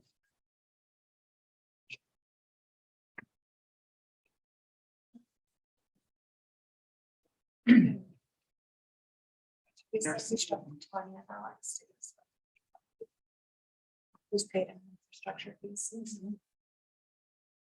I have never talked, I just, we don't get past that, so I'll let somebody figure back. Did you get those construction? Oh, who sent it to you? And I can't, I'm having a hard time figuring out, and we have another commission meeting today, CMC. Oh, I'm aware. Yeah, I know you're. I intend to be on the Zoom portion of that. Okay, Not in person. so I'll be here again, so by then I'll Oh, all right. I'll just be a pro, not really. I want to be able to utilize here, because I tend to take out my mask, and I'm not, it'd be awesome, I'm a little nervous that something's gonna carry over there, so. And if that's the issue, and I can't, that's, I'm just very nice. So are you attending your notes? Your meeting notes from today? I want to be out because I made a whole. Oh, you're recording this, so, right? Well, yeah, but I should be able to, because I have the display is separate, but it seems like anytime I try to do something here, it affects that. So anyway, for the 4 o'clock meeting, I'll have that worked out.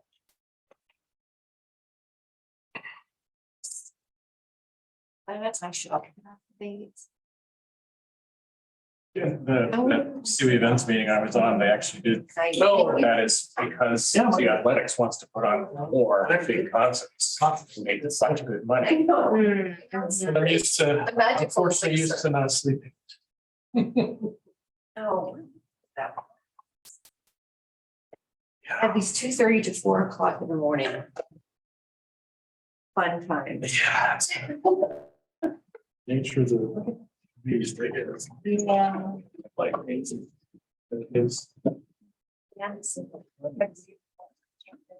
Oh, wow. That's So clean. interesting. No, that's. Yeah. Yeah. All right. So that's ADA compliant, less than. 8 per foot. Nice. Now what's gonna be super sad is how long it takes someone to tag it and leave their mark.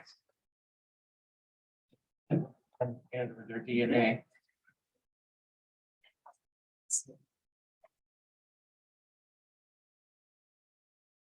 Oh, yeah. Please.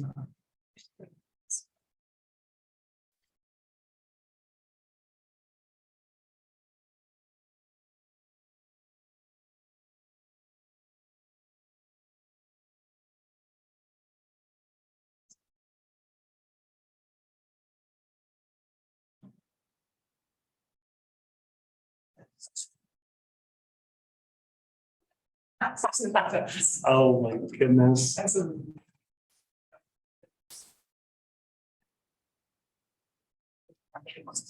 Openings. Well, how did the commissioners deal with parking? Did you end up paying I walked over from the theater. Today? today? I walked from my office to. Oh, spring, okay, so maybe it's just Ted, because Ted just said check this parking. We are trying, since this is our first hybrid meeting, we were asking the city clerk's office on how they are handling parking for city council, boards, commissions, for meetings here. And they referred their question back to community vitality. Except for people, and then it came back to us, so then I guess it's an ongoing, we'll resolve it by the next round. So it sounds like you paid for parking.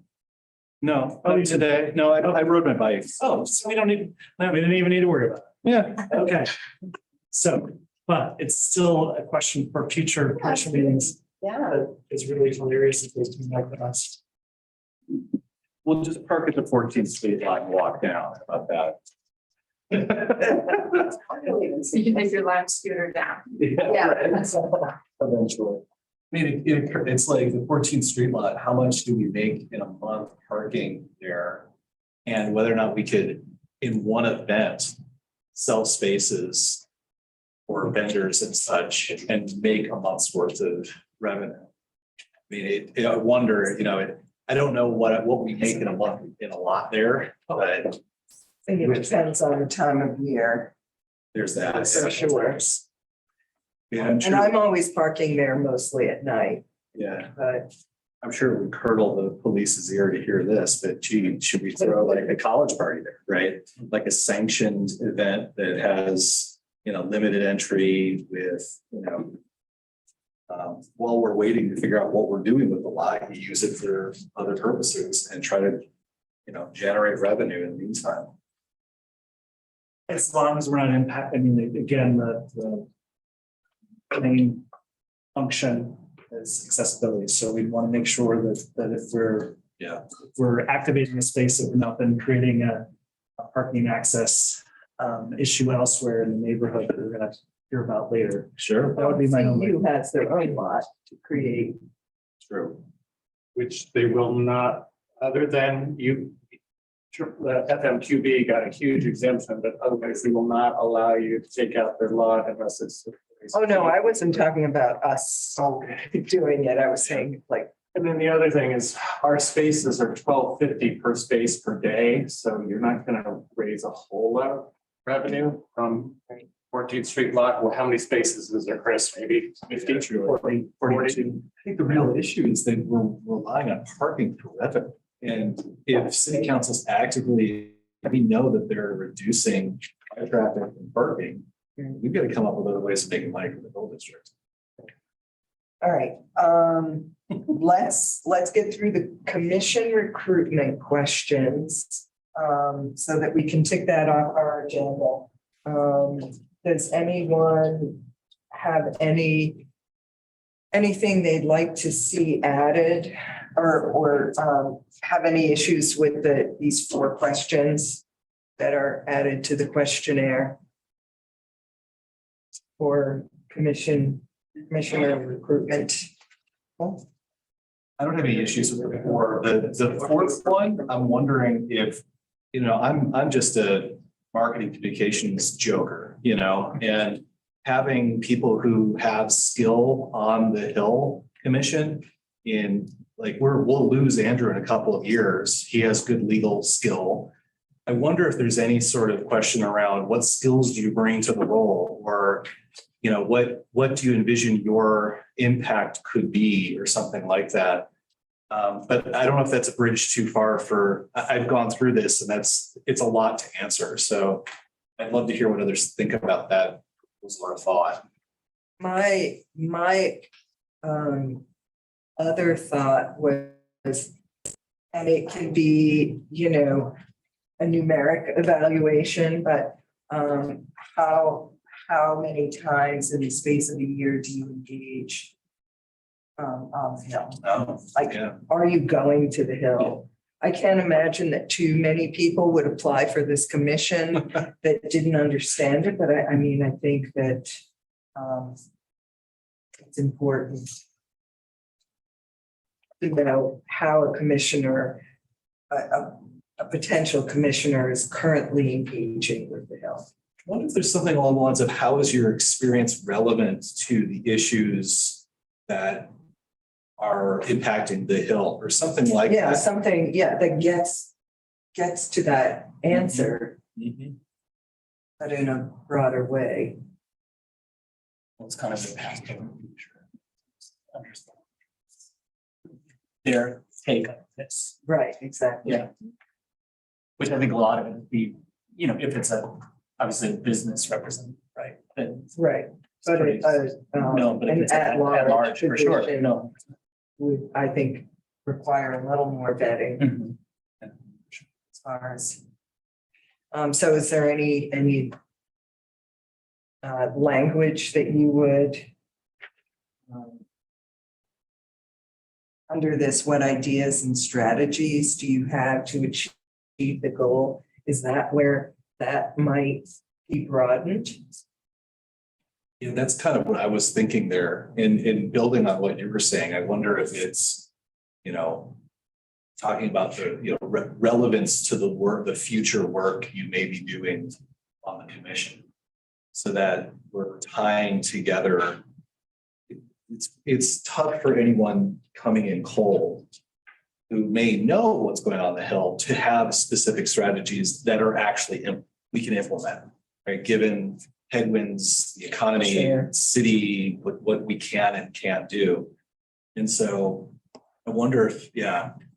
What experience do you have that's relevant to the? I think What skills or experience you have? And how is it relevant to the work of the Hill Commission? yeah, I think that's short and sweet. And broad enough that it could be answered in a number of ways. Yeah. All right, so just to wordsmith maybe a little bit. So what unique skills, just based on all of the conversation, what unique skills or experience do you have? And how might they contribute? And I want to get the last part. to the. To the work of To the work the, of the Hill Commission. I use the word relevant just yeah, as a way. I was gonna say, I think relevant should be in there. Yeah. Instead of unique. No, what unique skills and experience do you have and how is it relevant to the work of the Hill Commission? Just because, someone may go, I'm a clown and I can do balloon animals. That's a great skill, but how is that relevant to the Hill Commission? Like, someone may have a great idea on how balloon animals could really impact the Hill. Who knows? But knowing how people are thinking about this is what I bring and this is why this is relevant to the work that you're doing. Great. Andrew, any comments and how are you hanging in there? And would you like to, as we move into the discussion on the past, present, future, I want to be sensitive to how you're feeling today. Do you want to comment on all of those at the start of the conversation? Well, and I did provide a link in the chat, Andrew. The second link goes to an electronic strength, weaknesses, opportunities, and threats mural board. If you have used these before, it will be easy. If you have not, maybe we will want to have it verbally and I can record your comments, but trying to provide multiple avenues for you to participate. So thanks for the Swatting. yeah, raising the issue, Cheryl. I'm fine, actually. It's weird. I came down with symptoms yesterday that were pretty severe. Took a COVID test, no I'm negative, and I feel much better today. So I'm fine sitting through this. It's really just an issue of not exposing people, I think, at this point to whatever I had. And I don't have any comments on the I think that's a good suggestion from with respect to the skill set issue, and no other comments on the recruitment issues, although we are I'm assuming we, and that maybe we discussed this at a different meeting, but I guess the question, Chris, when do people have to apply? I forget, for 2023. Recruitment typically happens in March. Okay, so we've got some time, and we've just got one opening for next year. Is that right? Correct. Oh, that would be- two. Yes, two. That would be me and The vacant. So Casey's seat has been vacant. Cheryl, if we don't fill Cheryl's seat, then she has to stay on indefinitely. And I'm not lying about that. She has the option to stay on. If the seat is not filled by code, Cheryl does have the option to stay on, but we would like to be able to relieve her, give her a little break before she comes in. So two property owners, basically, are two representatives of property owners. Is that I the? currently represent Fox Property. Okay, yeah. And then Casey was property owner, so that's where we've got to recruit. Correct. And I mean, we may have one property owner. I heard Mark wanted to apply, right? I didn't want to That's what I speak heard the too. name, but yeah, it's possible. I don't think he would mind, but yeah, okay. All right. Are we ready to move into an exercise? We are. So we're going to do some speed dating with topics. So we have past, present, future. And right now, opportunities as well. We're not going to talk about threats yet. You each get to start at one of those. So Andrew, we'll let you pick first. Which would you like to start? Strengths, past, present, future, or opportunities? Is there something I'm supposed to be following along with, or is this just? Sorry, the second link that I put in the chat. Okay, let me just pull that up. So I'll ask commissioners to either write down on Post-it notes and stick them up, or you can take a marker and write them up on the board. Those are. I know, I was just curious about those. And we're going to start in strengths, past, present, future. and then we're gonna spend 3 minutes. And then we're gonna rotate. It's not pulling up for me, whatever. Oh, no. Do you want? Oh, strengths and weaknesses. We want to just, do you want to speak them and I'll just write them on the board? Here we go. Is that I'm easier? happy to. The thing is, we don't have a lot of time, so Right. that's why I'm hoping, because if we all chat about the same topic all at the same time, then we're gonna burn through a lot of time as opposed to trying to tackle them individually. So when it asks, what do we do well? Are we talking about the Hill or UKMC or what? The district. District. So you found, it sounds like you found the link. Yes, I just pulled. Okay. Yep. I will share as well. I see that you're in there. Yep. All right, so I'm gonna just assign, so Trent, if you could go past strengths, Ted, your present strengths, Cheryl, your future strengths, and Andrew, you are opportunities. So you can double click in the opportunities quadrant and it'll create a little Post-it note and you can type into it as many things as you can in the next 3 minutes. Easy enough?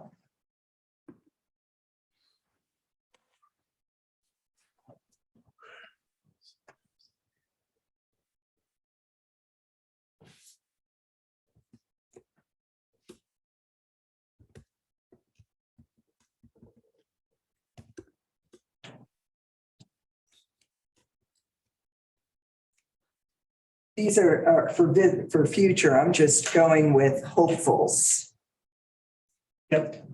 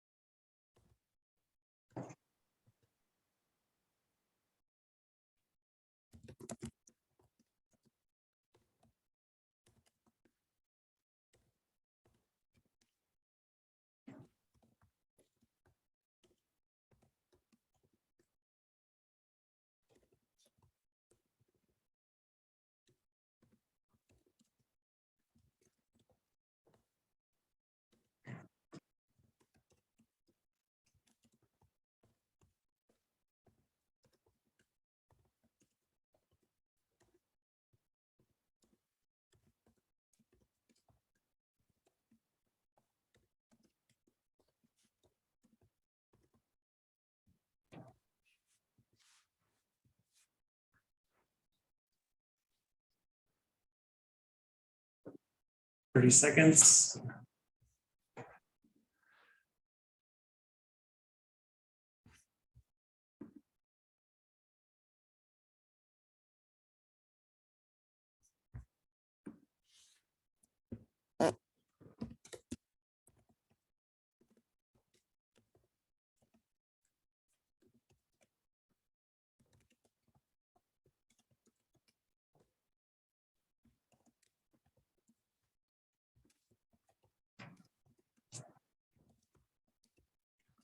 All right, now we're going to rotate. So everybody's going to move one to the right. So that means that Trent, you're on present. Ted, you're on future. Cheryl, you're on opportunities. And Andrew, you're going to be in the strengths quadrant. Thinking about the past. That makes sense? So past strengths. So timer starting, again, another 3 minutes. Review.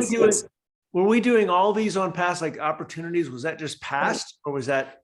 No, that's opportunities in general. The past is only on strengths and weaknesses. So, Okay.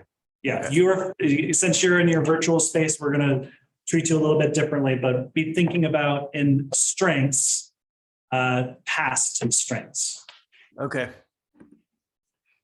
So we're still on the strength side? We're strengths. We're still strength? We're still strength. We're not doing weaknesses yet. So now you have 3 minutes to review what somebody else has put up there, and if there's something that's missing. And actually, we're gonna go down to 2 minutes because hopefully there's not a lot of repeats. I just did kind of high level, so.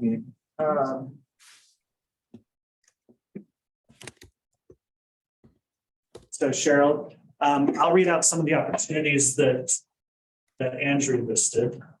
The district is so underperforming that the opportunities seem limitless. Key opportunities, though, are to engage the broad community with a regional center that maintains and develops a unique identity. The Hill Hotel and CU Conference Center is an opportunity and connection to downtown Pearl Street. Are there other opportunities that you want to highlight? I think my opportunities were in Also the future. So it's So it seems totally a little, this is an opportunity to make sure we're not missing anything. So I feel like everything that you would have thought of has already been posted by your previous person, then we're doing well.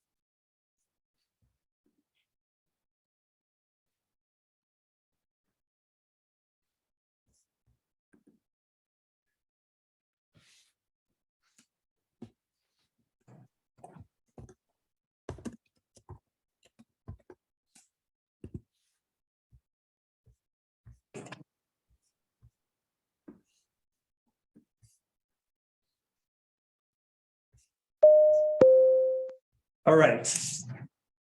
I'm going to read through these.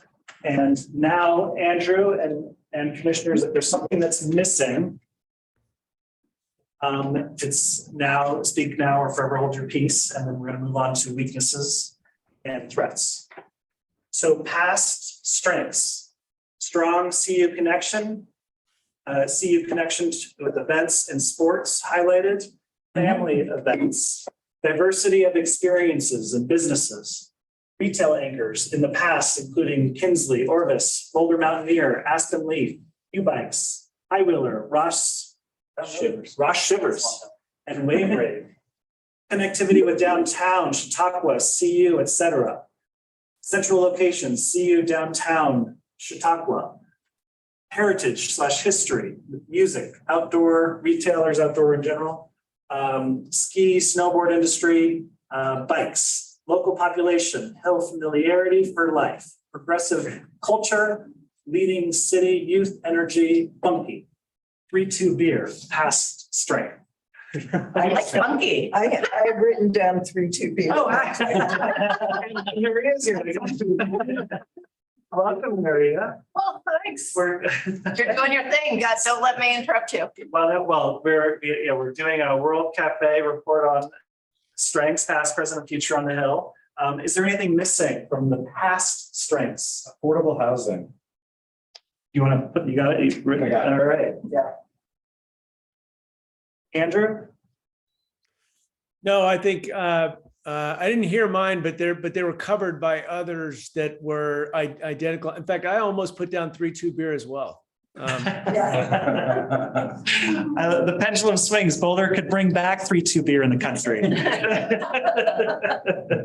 So yeah, Andrew has proximity to university, and historically the Hill was a diverse regional center with university emphasis. All right. Present strengths. We have Keystone businesses, Sync, Fox, Cafe Ion, Half-Fast Subs. It's a gateway, the Hill to the university and the Hill to downtown. Available retail space. That is there's a weakness there, I can imagine. But the 14th Street lot is a present strength. Brand recognition, public transit adjacent, music, events, AAA radio, graduation game day. AAA radio. That's the radio conference that we do the indoor and the outdoor stage every August. FFBQ, I think. Yeah. All It right. used to be Gavin Radio and Records. We have CU collaboration. I'm seeing again some good connections between past strengths and present strengths. Location, center of everything. Renewed interest among city and the commissions. Is that what that's? Yeah, just- Okay. You gave me that. What's missing on our present strengths? I'm going to expand on the brand recognition one. That's both a strength and a weakness. So everyone knows the Hill. I mean, everyone knows the Hill. That's a real strength. There's also a lot of understanding there's opportunity available, that there's a new conference center, a new hotel happening. So that's all very positive. But then there's also the negatives that come with that, right? So that brand recognition one has a lot to do with the awareness of what the Hill represents in its current state and what it might mean. So funky is a word that I know is a long time been associated with the Hill. I didn't see funky specifically said over here. Do folks not feel like that funkiness is in quotes? Yeah. Do folks feel like we're not currently in the strength that's The what funky feel has is? a different meaning Yeah. in the present than it had in the past. Yeah. We'll talk about one. Okay, cool. Yeah, maybe it's not, we don't have it right now, but we want to regain it. All right. So future strengths, we have unique area, financial stability. These are aspirational future strengths. Right. Which are good, yeah. Leading to opportunities. Landlord upkeep, these are, I love it. Clean and safe, year-round visitors, welcoming to older residents, improvement and revitalization of the brand of the Hill. Diverse users, parking available, reputation as an arts and culture District. district. That makes sense, okay. Full / at capacity. Meaning vacancies, no longer having so many vacancies. Anything missing from what we would like to be able to say are the future strengths of the University Hill Commercial District? I'm going to add one that it's born of the conversation we're having, a diverse revenue stream for the commercial district.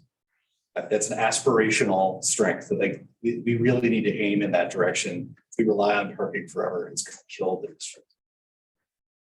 All right, Sure, sorry to delegate it first. I'll do it. All right, just to review quick on the opportunities that we have ahead of us, re-engage students with regular events, connectivity from the hotels on the Hill, the new hotels, create CU student housing district, connection to downtown Pearl Street, the hotel and CU Conference Center. Anything more that I think these relate very much to the future strengths that we are communicating. And I want to move into, we have 10 minutes left before additional folks are arriving. We want to move into weaknesses and threats. I personally think we're all very aware of what our weaknesses are. And would we gain more since we only have 10 minutes left to talk about threats because those are potentially actionable items. Yeah. Is everybody okay with that? And we don't need to put them on a sticky note per se, because I think this translates into the conversation we would have about. Andrew, do you feel comfortable skipping that? I do, and I just would add, I think it's obvious to everyone. I mean, the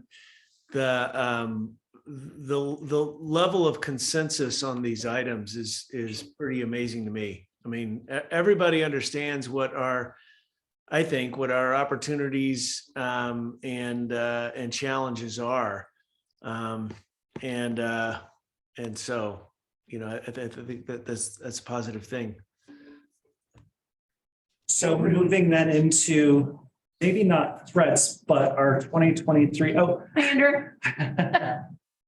Nuria has joined us. I just wanted to say hi. I'm just peeking in. It's unfortunate I can't be here for I'm thinking about this for the next retreats. I'd love to sort of be a fly on the wall and continue to hear your conversations, but. Well, I would love an opportunity to have, now that we have Nuria here, I mean, we're really talking about the commission's 2023 priorities. I'm going to pull up the slide. So the 2022 priorities. Okay, I was just going to do that for now. So 2022 priorities were strengthen communications with city council. I know that we were able to have the engagement with a couple council members coming to the tour on the Hill. While that is a task that fits within that priority, I don't know that we have a lot of other things to point to that feel like we made significant progress in that area, but I'd say so maybe some conversation out there. Reinstate the Hill Revitalization Commercial Working Group. There's not been an active meeting yet this year. Update the comprehensive transient strategy. Do we have one? I don't believe we did. So I think we had tactical measures that the businesses on the Hill were asked to do. I think that happened a little more through the Hill Boulder than the commission in terms of no trespassing signs, getting a formal I can't remember the name of the form online with the police department so that if somebody, was trespassing, that they could be removed from the property. But I don't think that the commission took that and moved it forward. And had an actual strategy to update whether we're making priority. Okay. Complete financial analysis for reinvestment of the Pleasant Street sale proceeds. We did some work. We made some progress in that regard, and we're anticipating future progress, hopefully with the ULI TAP grant, but that will continue to be a priority for 2023, I anticipate. And the last priority from last year's retreat was pursue partnership for Alley Plan Communication. Which I know we worked to apply for funds from CDOT to help further that, but they were not awarded. But we still have that implementation plan and can continue to look at that. In reviewing these, I wasn't part of the conversation last year. And so I would, in this conversation that we want to have now and thinking about what do we want to focus on priorities for 2023, there's still a lot of relevance in the 2022 priorities, but I'd want to maybe try to narrow in on what is it that we want to seek to accomplish with some of these, as opposed to saying strengthen communications with city council. Like, what is it that we want to get out of that? What is it that's missing for the commission right now that strengthen communications with city council would help? And is that maybe the priority rather than just a broad communication statement? I tie that directly to a threat that I currently see active on the Hill, which is business loss. We're seeing retail businesses fail at a rate on the Hill that is unsustainable. And I don't know if this is true. I'm just going to be dramatic about it. Seems more dramatic than what's happening in the rest of the city. We're losing businesses at a very fast clip. And so having a strong relationship with city council so they understand what those issues are, so they're aware of what the priority should be in terms of maintaining the current businesses, but perhaps attracting new businesses during the next 2 years where it's going to be tough with construction going on. If we wait 2 years to do anything, the Hill may be a shell of what it is now. And it's hard to imagine much more loss than what we currently have had.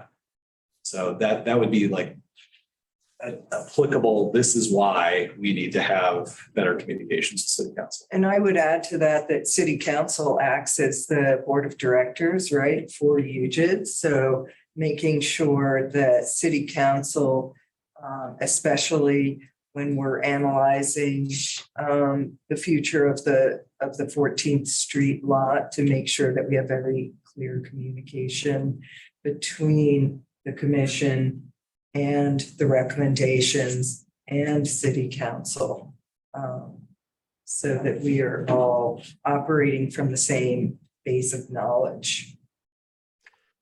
Can I, the one challenge I think we have with the city council along those lines is our city council is not good at, because they don't have to be good at focusing on encouraging or retaining businesses. It's our city council. I mean, the city of Boulder is usually that's just not an area where they've had challenges, and so it's usually putting parameters around businesses doing things that that may be contrary to our goals or whatnot. And so in these situations, I think that it's just a unique, when you say to the city, well, we're losing businesses, well, that can't be the case. And if so, they'll get replaced. That happens on Pearl Street, right? I mean, that's the way they look at it. And I think it requires an extra effort on our part to make that point, because it is unique. It's sort of like they had a challenging time with this as well. Diagonal Plaza up in North Boulder, similar situation. It's just there were a lot of things that made that area challenging, and the city has to approach it differently. So I would agree with that. I think that's a really good point, Andrew. It's not usual that we're saying, well, we want to encourage business activity. We're usually trying to figure out how to get it to fit within the rules and the goals. So, and the other thing I would say about this too is it's not just about business, the retail businesses, it's also about reputation of the Hill is currently under threat. We just had a Hill shooting. And, within the last year, it wasn't in the, 2022 highlights, of course, for good reason. But there was also incident of students up there that we really want to make sure that the Hill isn't seen as the armpit of. I heard someone the other day refer to the Hill as the Colfax Avenue of Boulder. And that absolutely struck me to the core. It's like that we cannot let this continue to happen that way. There's a reputational issue here as well that needs to be addressed directly. And I think that our leaders can help us with that. They can help us make sure that we don't continue slouching towards the day when the Hill Hotel opens. We need to do something between now and then.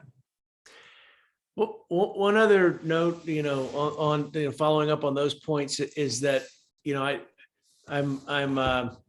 just, in light of all the things, I think we have to do it and we should do it.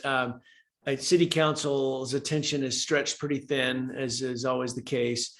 And we talk about marketing and we don't have money, right? Normally, Downtown Boulder Partnership, right, is able to do its own marketing and all that other kind of stuff because of their funding revenue and whatnot. As we continue to think about alternate funding sources, the question becomes too, is there a role for the new Hill Hotel to go ahead and start getting involved in helping us with some marketing? I mean, when they hit the ground, they're not going to want the Hill being seen as the Colfax Avenue of Boulder when they open. And so is there a way to engage them sooner rather than later because they have a huge monetary interest in that marketing and that image. That's a great point, Andrew. I don't know who we would contact, but Osage Hospitality has pretty great marketing department, so. I would also say maybe for a priority for the commission is to, and the language was already there to engage more with, say, the Hill Merchant Association, Hill Boulder, and the Neighborhood Association. I think to get the success we want on the Hill, we need the students, we need the neighbors, and we need the businesses to all rally around the future success of the Hill. So I think making that a priority to work together, because Hill Boulder is not a large, strong organization at this point. And I think we can all work together to engage more.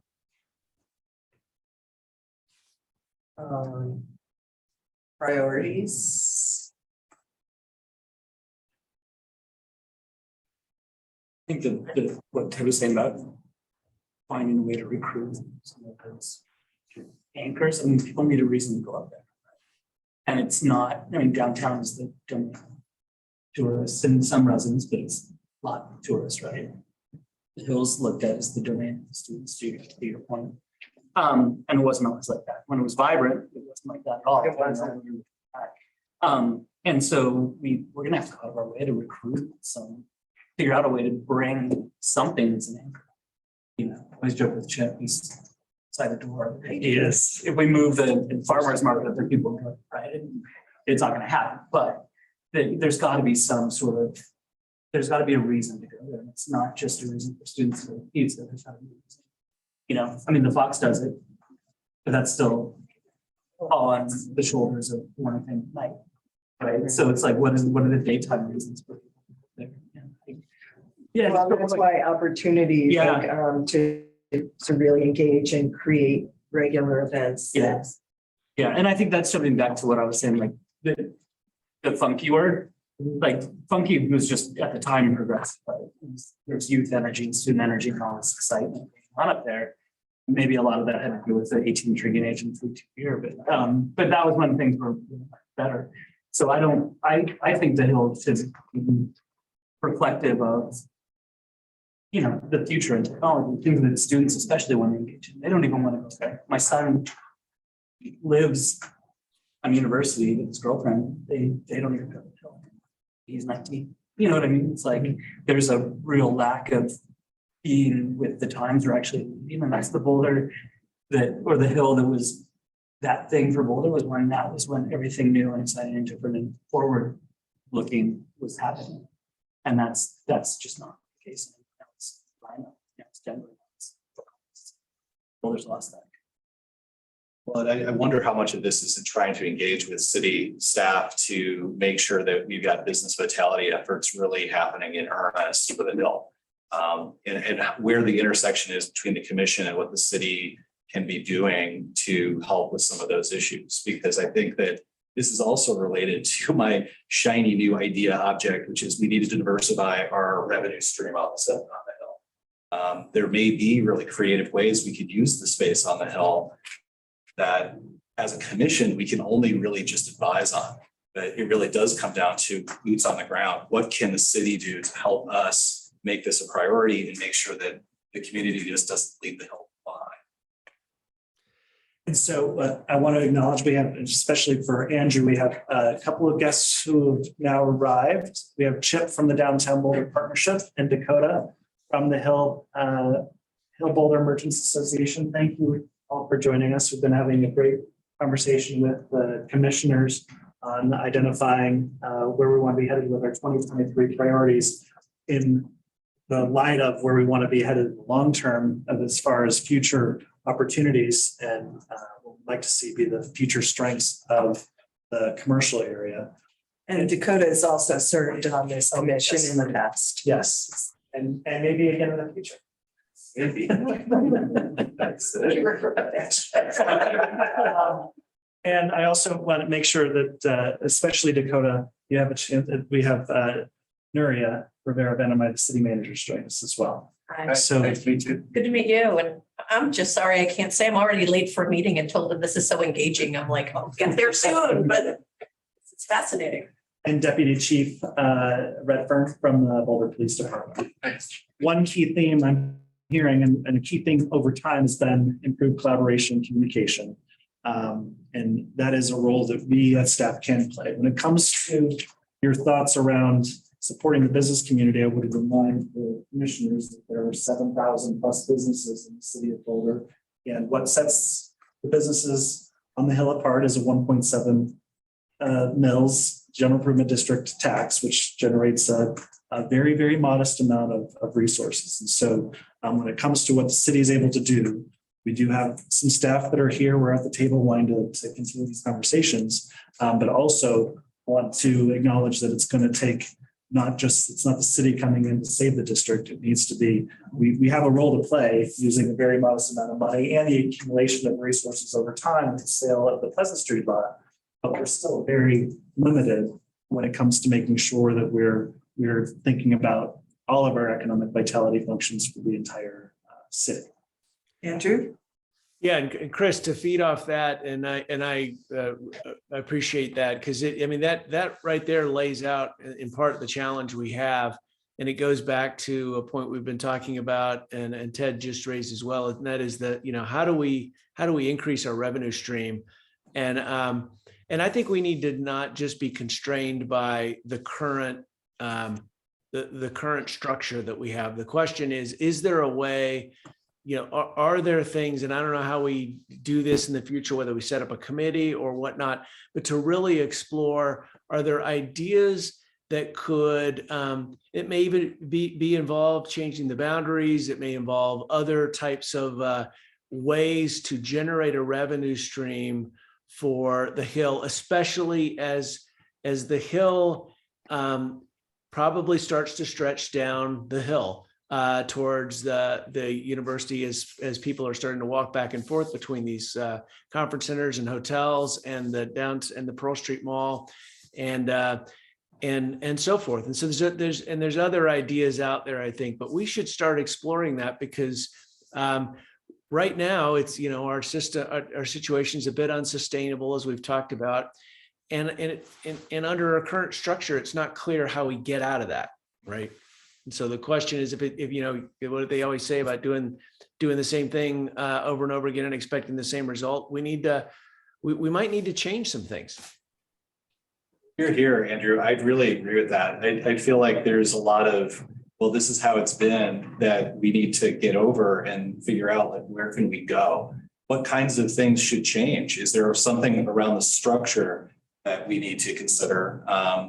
Is even I'm hearing modest results from having the Hill project come online, and whether or not that's going to be something that will provide future revenue that we can use to sustain the district. That's alarming.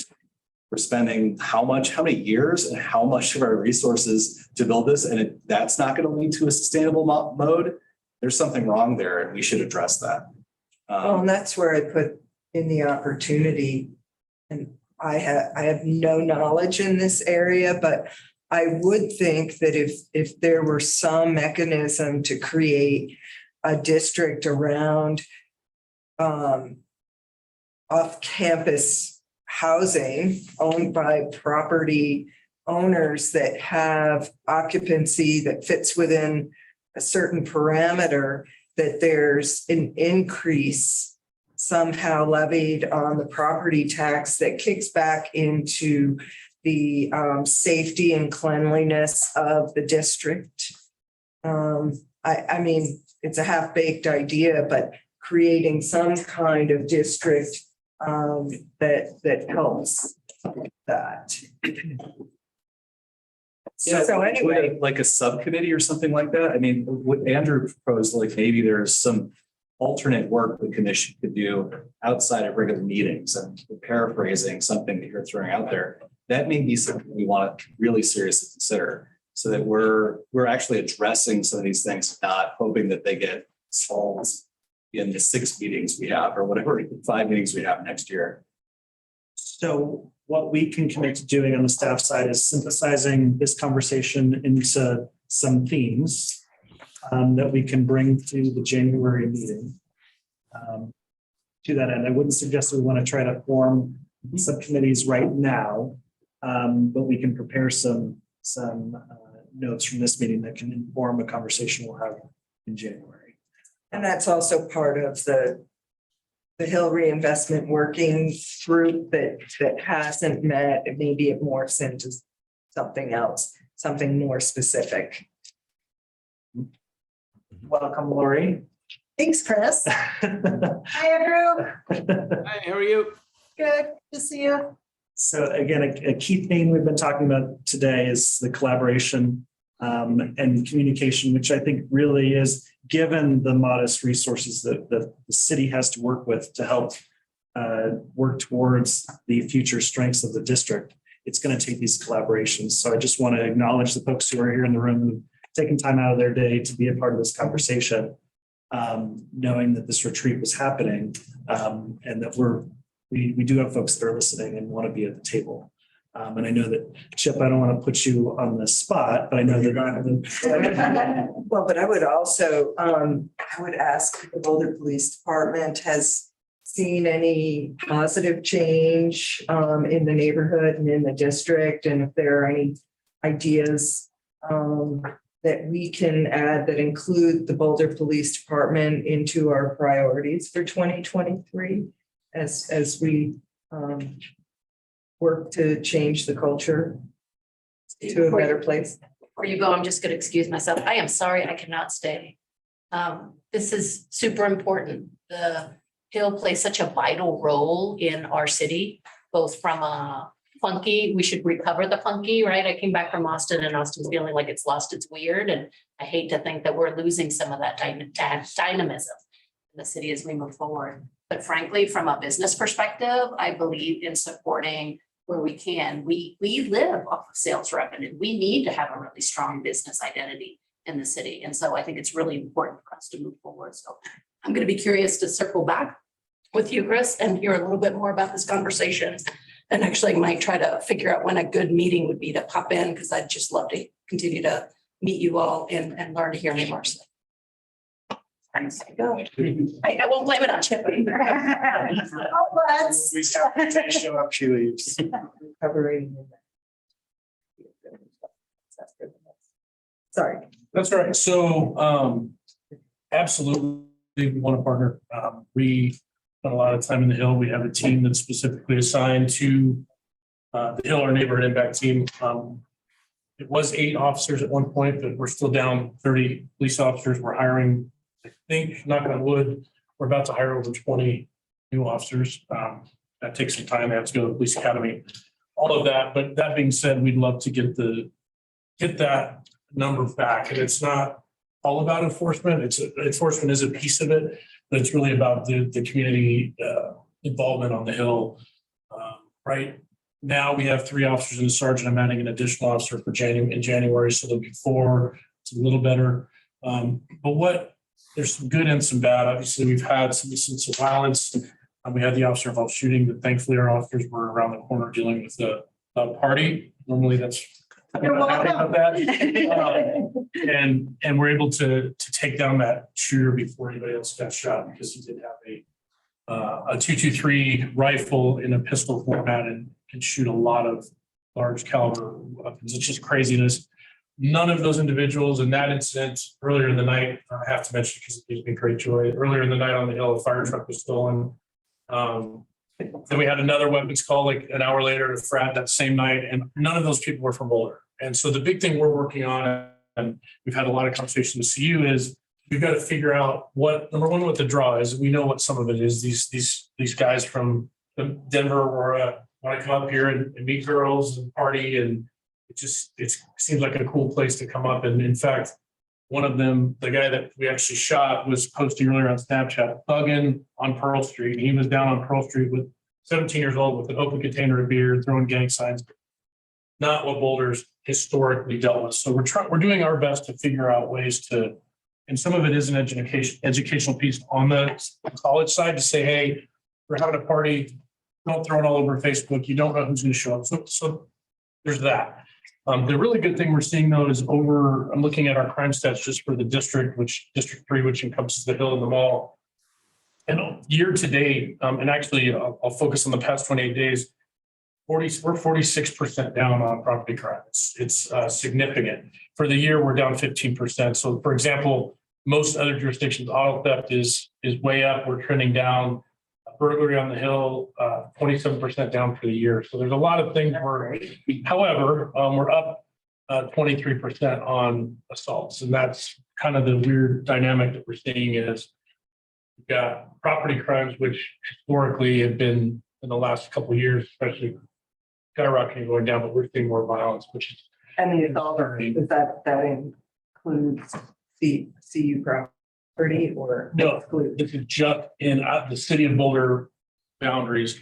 So for citywide, and we don't have CU stats, obviously CU has their own police department. And in fact, we do share a crime analyst with CU now, so they have their own staff. But just for example, property crime citywide for the year, we're down compared to last year, 638 crimes.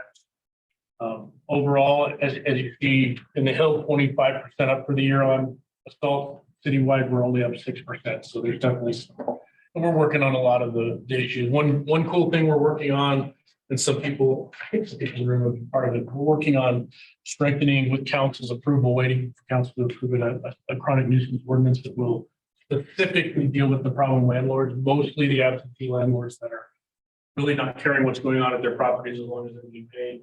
So there's some it's going to take a little longer for us to get a new ordinance written and all those things, but there's some real promise in that because what we see is a small number of places that are creating most problems. So there's a lot of efforts there. Obviously we can't talk about crime without unhoused population coming up, and that's been an issue we're dealing with on the Hill. His name just escaped me. Garrett Baum. We met with him a few times with his concerns about what's going on. Rose Hill Liquor, Rosenberg's 7-Eleven. And one of the things we found out just by doing a little checking is that 7-Eleven at the end of the night was giving all their food that they didn't sell from the grill and things away to unhoused people, which we totally understand. It's compassionate, but that was basically causing the unhoused people to camp out in front of 7-Eleven, defecate, urinate all day, just waiting for that food at night. And so little things like that can make a difference. But that's obviously a main concern we hear up on the mall and up on the Hill is just the issues surrounding unhoused, and they could be a much longer conversation. But the one thing that personally I'm happy for is that we did see council did approve the budget for next year, which does include basically doubling the number of encampment. We'll be able to double the number of cleanups that we can do when it comes to encampments.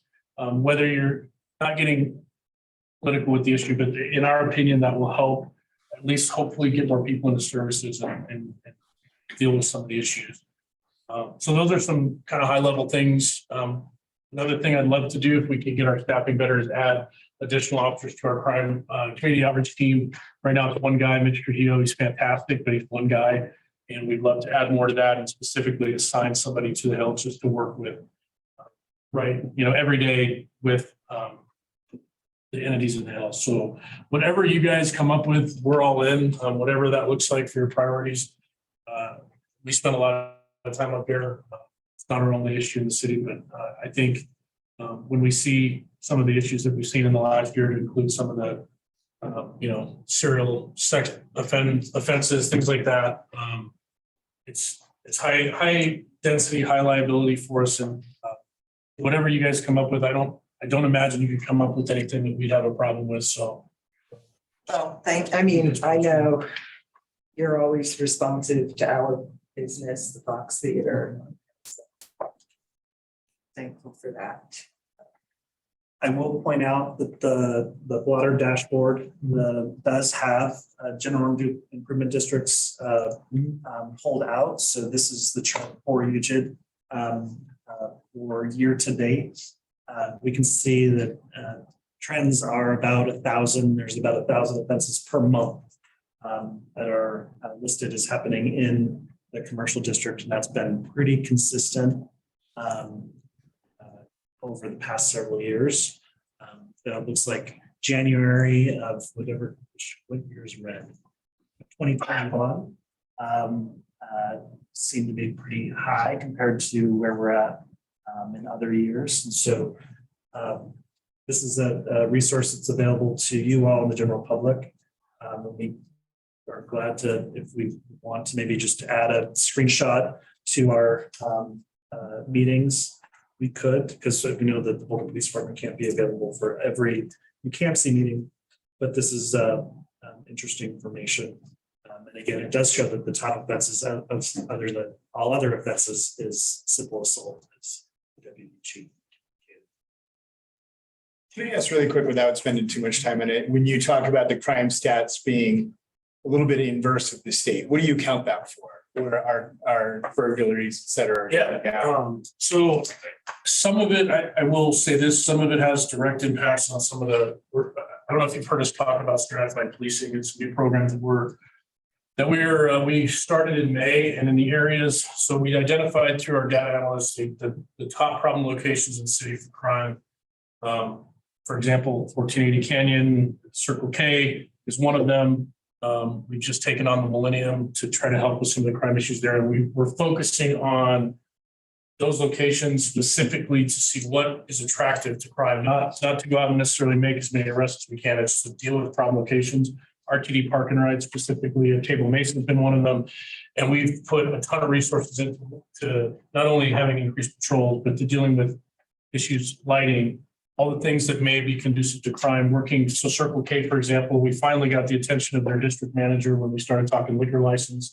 And they're working with us to do a lot of things to include locking up the single cans of beer, to not letting unhoused people come in and bathe in their sink. I mean, things that you would think make sense, but they weren't doing right. And so they hired a new manager, and we've seen wherever we're focusing that effort, including catalytic converter theft and all of that, it's making a huge difference. One of the other things we've been doing is we have a pilot program with, it's called Flock Safety. CU is also engaging with Flock, and it's a system of cameras. We're testing 30 cameras throughout the city that read license plates. ACLU is on board with our policy. It initially was a big brother thing. It's making a huge difference on auto theft. Literally, if a stolen car drives into Boulder, we're going to know about it. And whether we catch them or not, if every time they come to town, because most of our offenders for burglary, auto theft, catalytic converter don't live in Boulder. They're coming up here specifically, catalytic converter specifically due to the high Prius per capita. And that's no joke. That is one of the highest cars getting the catalytic converter stolen. But those technology, so summing up, technology, focusing on problem locations. And then really the biggest thing we'd also, when we're back to staffing, we're going to add more people to the mall team. We're going to have more people to the Hill team. We don't have a DUI team right now because we've had to put all those resources back on patrol just to cover calls. So yeah, I think that's some of it. When you look at other jurisdictions where you're seeing double-digit increases in motor vehicle theft, they're not doing some of the things that they're doing. And in reality, a lot of police departments are super short anyway, and just trying to keep up with 911 calls. So safety obviously is going to continue to be a priority for the city in this area, and we'll want to continue to provide updates to the commission on the statistics. When it comes to the funding sustainability, we have been talking with Chip a bit about some opportunities that, and these are opportunities that were discussed in previous planning efforts, the formation of it's a downtown development authority, but specifically for the University Hill area in anticipation of increases, while modest, in property tax revenues. Overall, whether it's just associated with the 1.7 mils or overall for the city, because we do have other property taxes, there are opportunities to leverage those increases for the benefit of, of the area, as an example. And so Chip has been a great partner over the past year and envisioning how we can build those better connections in light of the anticipated conference center and the Hill Hotel and the hoped connections between the two. He's been working in partnership with the city on the downtown vision plan that very much does incorporate the connection to University Hill in the long-term vision for downtown. So I see this conversation continuing. And then again, we talked about earlier, the ambassador program. We are talking with the university and Chip and his team about how do we expand resources specifically for the Hill. Because there certainly is a huge role for the Boulder Police Department, but the ambassadors have been a key component to kind of getting ahead of before something becomes a police incident, trying to address issues before they become a bigger issue. So we're hopeful that over time we'll be able to formalize that program and expand it and provide additional resources on that. And of course, the university is very big. So again, I'd say that we have great partners at the table today, and these partners are going to continue to be at the table, and we can contemplate who else do we want to invite to these conversations, whether it's through the restart of the commercial reinvestment working group or some other subcommittees that we can contemplate in our future meetings. But wanted to maybe open up the floor if you support it to any thoughts from our partners and their perspectives as we're forming these priorities. Yes, thank you for being here. Yeah. Thank you all for being here. Chip, did you want to? Sure.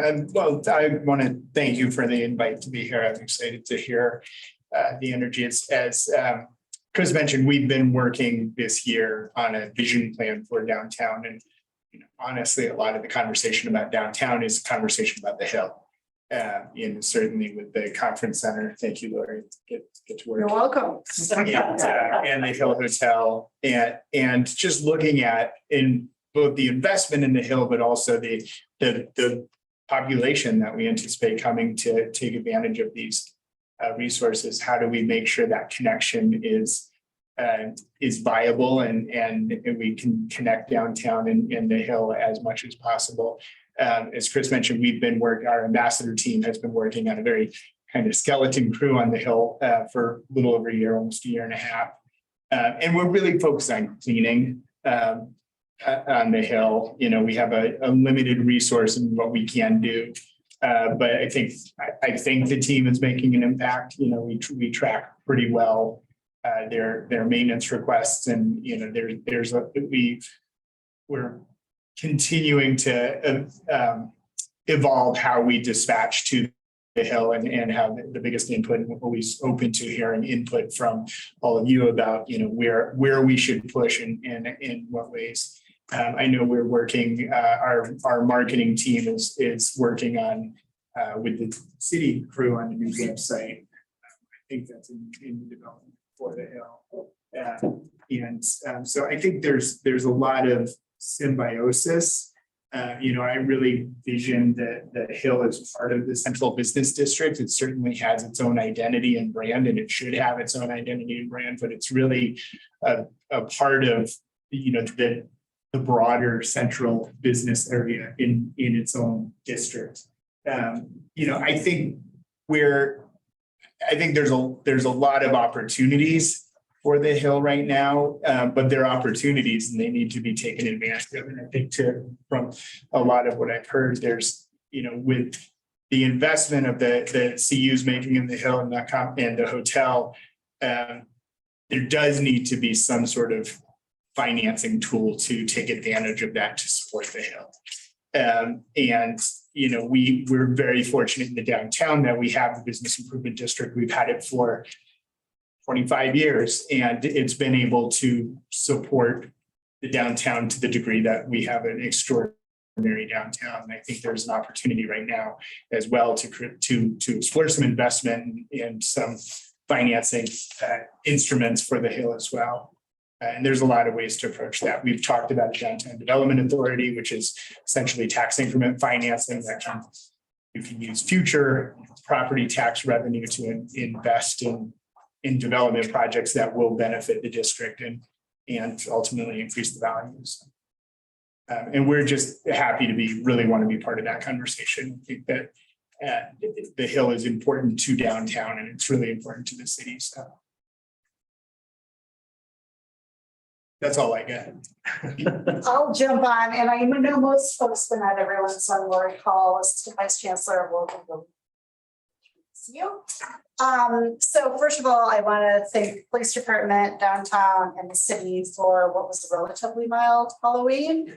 Months planning it was underway, and big sigh of relief. And so I think that actually is an example of how we're all coming together in really important ways, you know, as it relates to, you know, big events and small events and planning for the future. So we do have a conference center that's going to break ground in the next couple of months and should be up and running in 2025. And we know that that, you know, in addition to the you know, faculty, staff, and students that are associated with the university who you know, go over to the Hill for lunch on a, you know, daily, weekly, monthly basis, there's going to be an influx of visitors as well from throughout the world who are conference center attendees. And so big opportunity, and just want to work with the Hill and this is specifically to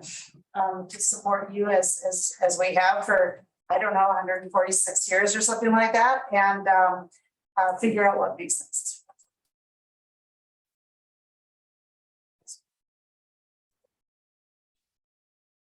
That.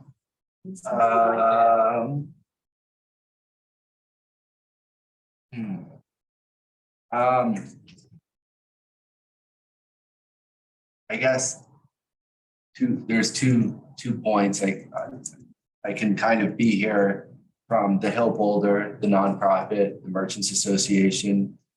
When we first founded it 10 years ago, 8 years ago now. 8 years ago.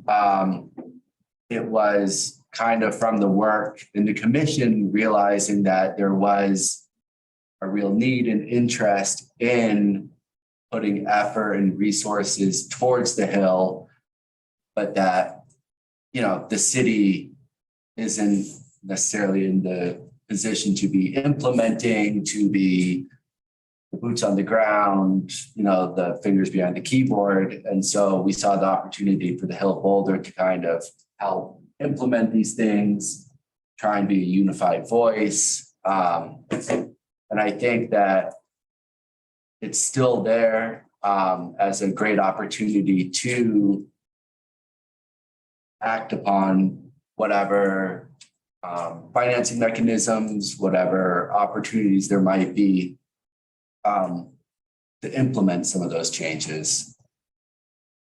So just out there as a possibility and a tool. And then as a business owner on the Hill, you know, hearing about the excitement of the Hill Hotel and the convention center, it's really hard to imagine anyone walking even a block south or west right now to visit the Hill. It's so gnarly. Like, it's just like, it's sad up there. And it's part of it's this, you know, this ongoing struggle of, you know, a very small revenue stream. You know, like our 8-year-old nonprofit, we have one guy who's, I mean, he's brilliant. Jake, I hope you've all had a chance to work with him. But I really worry about being in a position to take advantage of these great pieces. You know, like obviously Cafe Aeon, been there almost 13 years now, and we're really excited and hope that, okay, just our identity can attract some people. And, the sink, people walk through Mordor to get to the sink, and that's awesome. But, the Fox, but really it's Boss Lady, I would say probably that Boss Lady in the corner are the other two, and Pete's the Crush. But, Boss Lady's out now, and it doesn't feel like there's any excitement about the coming opportunities in the commercial district.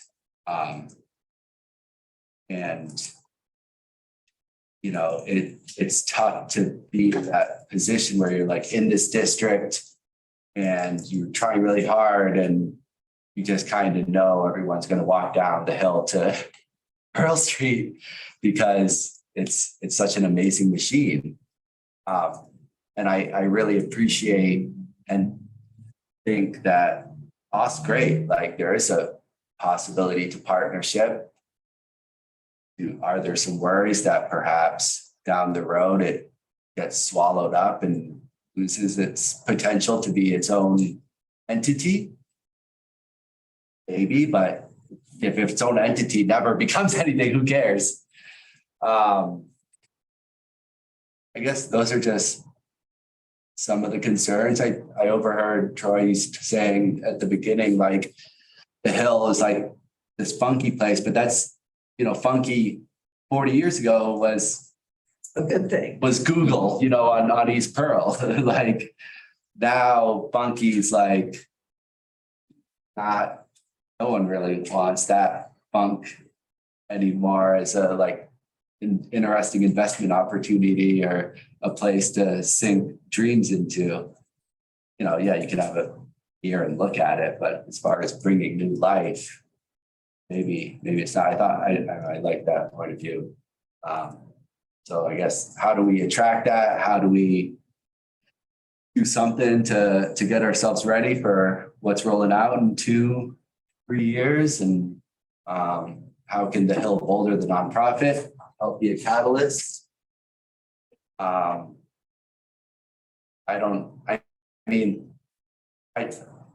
Side note, I think it'd be really interesting, and it might be a long shot, but maybe there's people in the city to help work with it.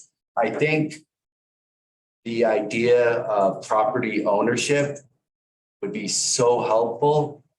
If you look at the businesses that have been able to thrive on the Hill for long term, they own their building, the corner, the Fox, the sink. And that's huge. I just recently took over a business and was able to take over the commercial property as well, north a ways. And it's just been a few weeks and it's amazing.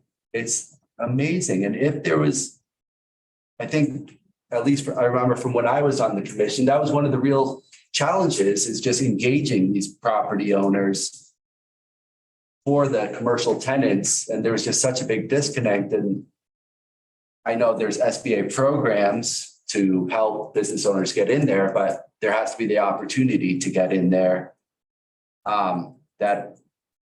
That could be one tool or one avenue that could really bring some stability and new energy into the district. Obviously, commercial property in Boulder's a bit bonkers and out of reach for a lot of people, but perhaps it could be an avenue. Our property tax at the Fox went down. Yeah.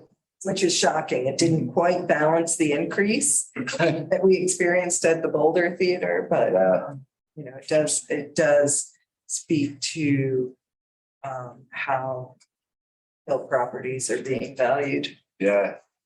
I think that's a really important point, though. I don't think until property owners are invested, whether that's because they are the business owner or there's some other investment in invested in committed to change, it's an uphill battle.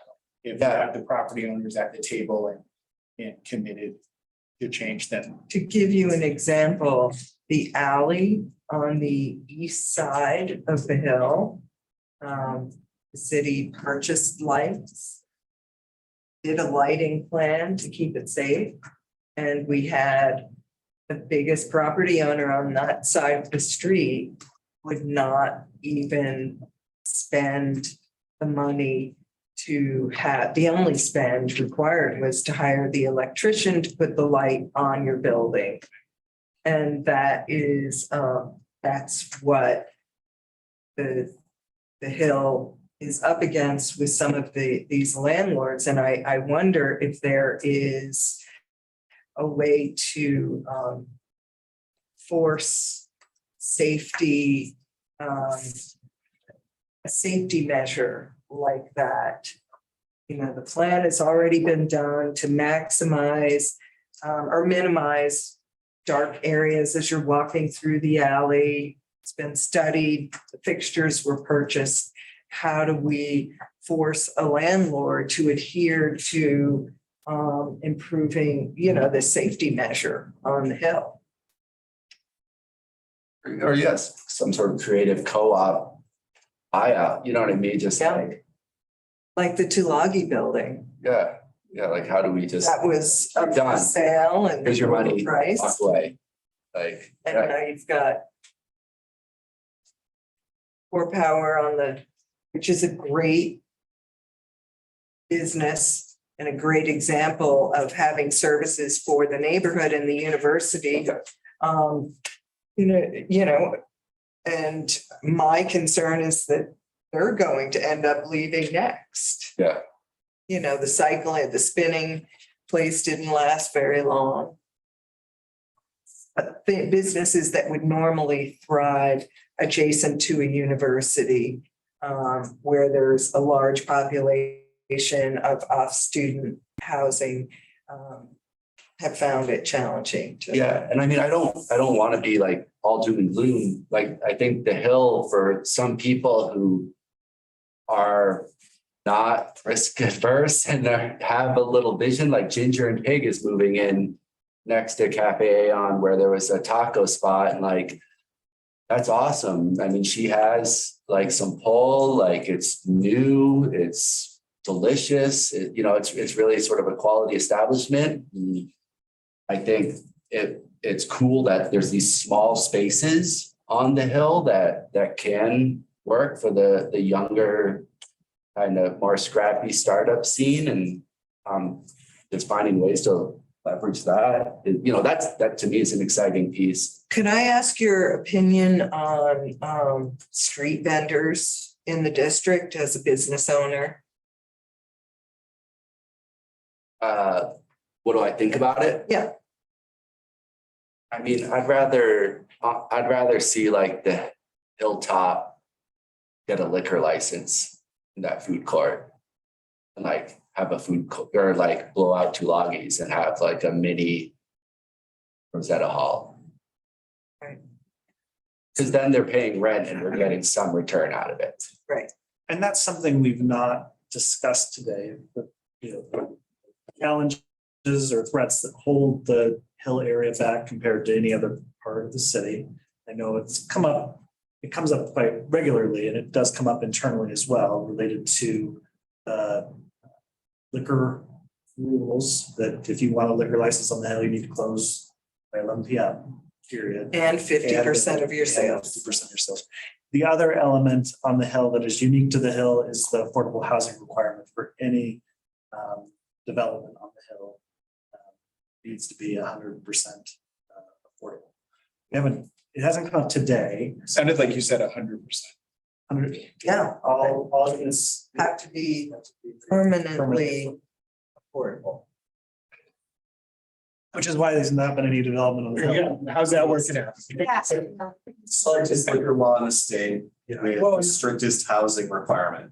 I've only been here for about a year and a half, but what the officers that have been here long-term say is when there were bars on the Hill, we didn't have the issues we had at house parties. It was interesting to me, and being new to college town policing, we were on the Hill, one of the nights of Friday, there's a huge problem at one of the frats just up from the main drag. And there's supposed to be somebody with a gun. So we ended up almost having to form a skirmish line to push all these drunk kids off the Hill. And then one of the business owners came out and started yelling at us saying, "You're going to be hurting my business." It's like either we have a riot or, so I'm fascinated by some of the dynamics that. I would say we were both on the hill back in the day when there were more bars, and I would say that's true. I think at a certain point, students started going downtown. Yeah. But they did because the liquor license Liquor went away on the license, hill. yeah. Yeah, I mean, when it was Taylor, So a lot of- Yeah, there will be more problem problems. corner, all that, but because kids, if you're 21, you don't want to be hanging out with the freshmen, right? So they would go to the bars because it would keep you separate from, 100%. But it was true. Yeah. Yeah. it was totally- You know, so Mark Heinrichs, I know he's here today, but they close at 10.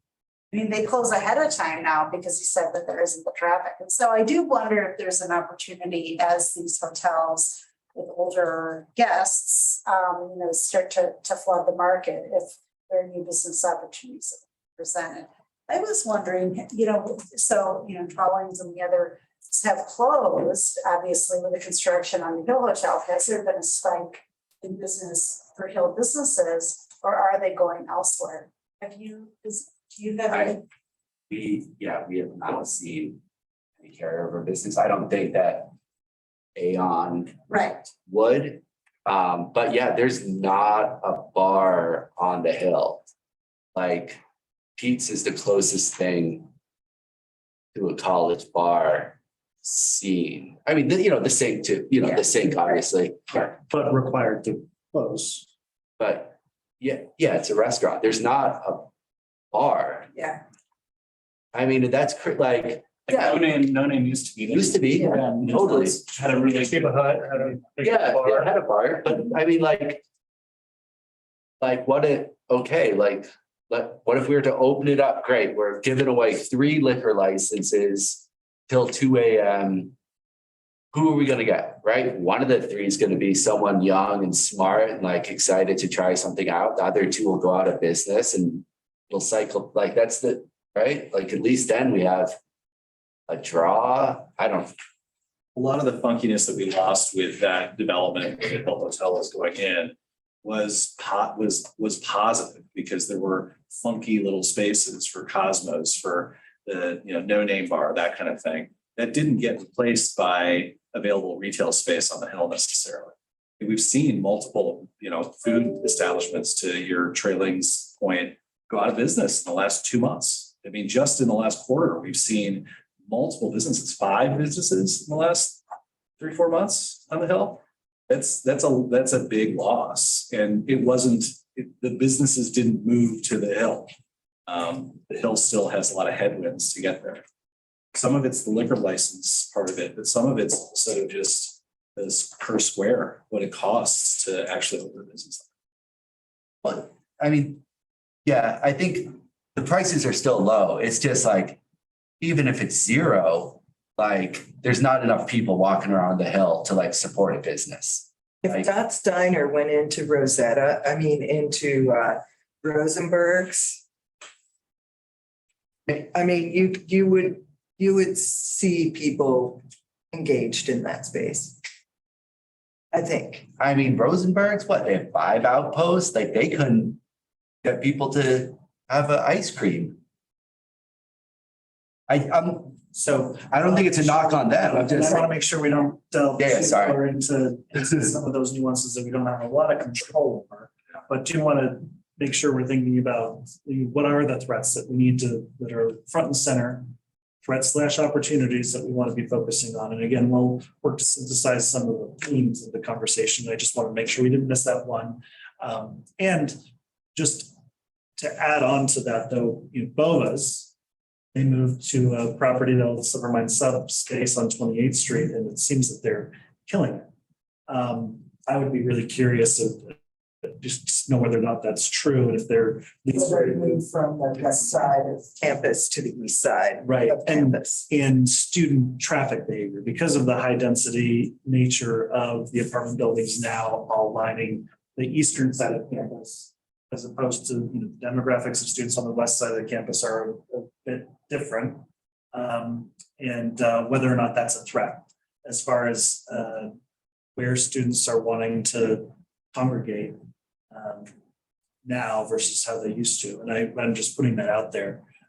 just an observation on the business that did move. They stayed in Boulder and seem to be doing really well in their new location. The event street, I think, the city initiated that conversation, correct?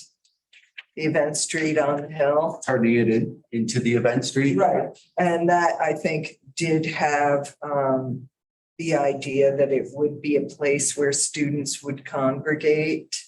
And we haven't really seen, I haven't seen that unless someone was specifically putting an event in that area. And I don't know if you feel the same. I agree. So I would, I think attracting the students to the Hill is going to require businesses that they want to be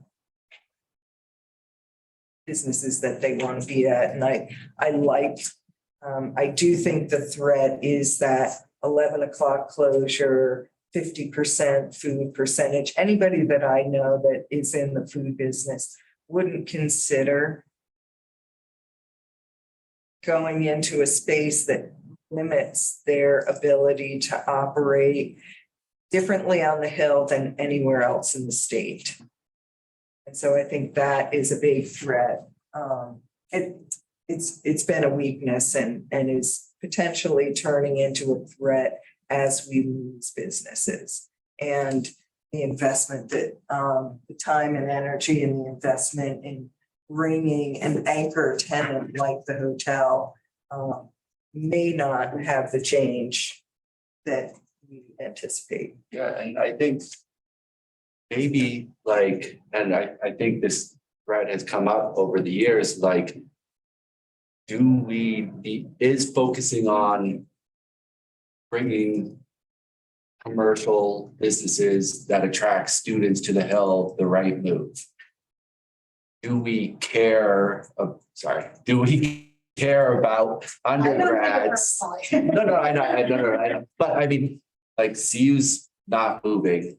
Like, is the better move to try and grow the Hill to take advantage of like the insane and like amazing cultural center, educational center, art center that CU is? I mean, that's the biggest driver in the city for those sorts of things. Like, I was always amazed at Aon, like, oh, this guy, who won a Nobel Prize is eating lunch, and this guy. For now, like walk by and here, doesn't go on. It's just like, and is the Hills, are there limited assets better put towards perhaps a different threat? I mean, a hotel is not, well, some parents will stay there. Conference center is not undergrad. Like, perhaps there's some momentum here that it's worth shifting, the developmental gaze, or what we're trying to pitch the Hill as. So we have about 8 minutes left. We are very short on time. Do we want to spend the last 8 minutes? We have more time for our priorities and in our next meeting, correct? I just wanted to make sure that we weren't planning on leaving the meeting today. You get to keep me, you don't get to keep all of us, but.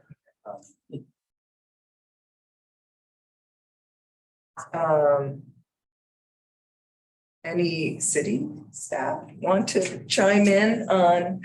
I know, Lane, you've been around the city for a very long time, and before that in the hospitality industry.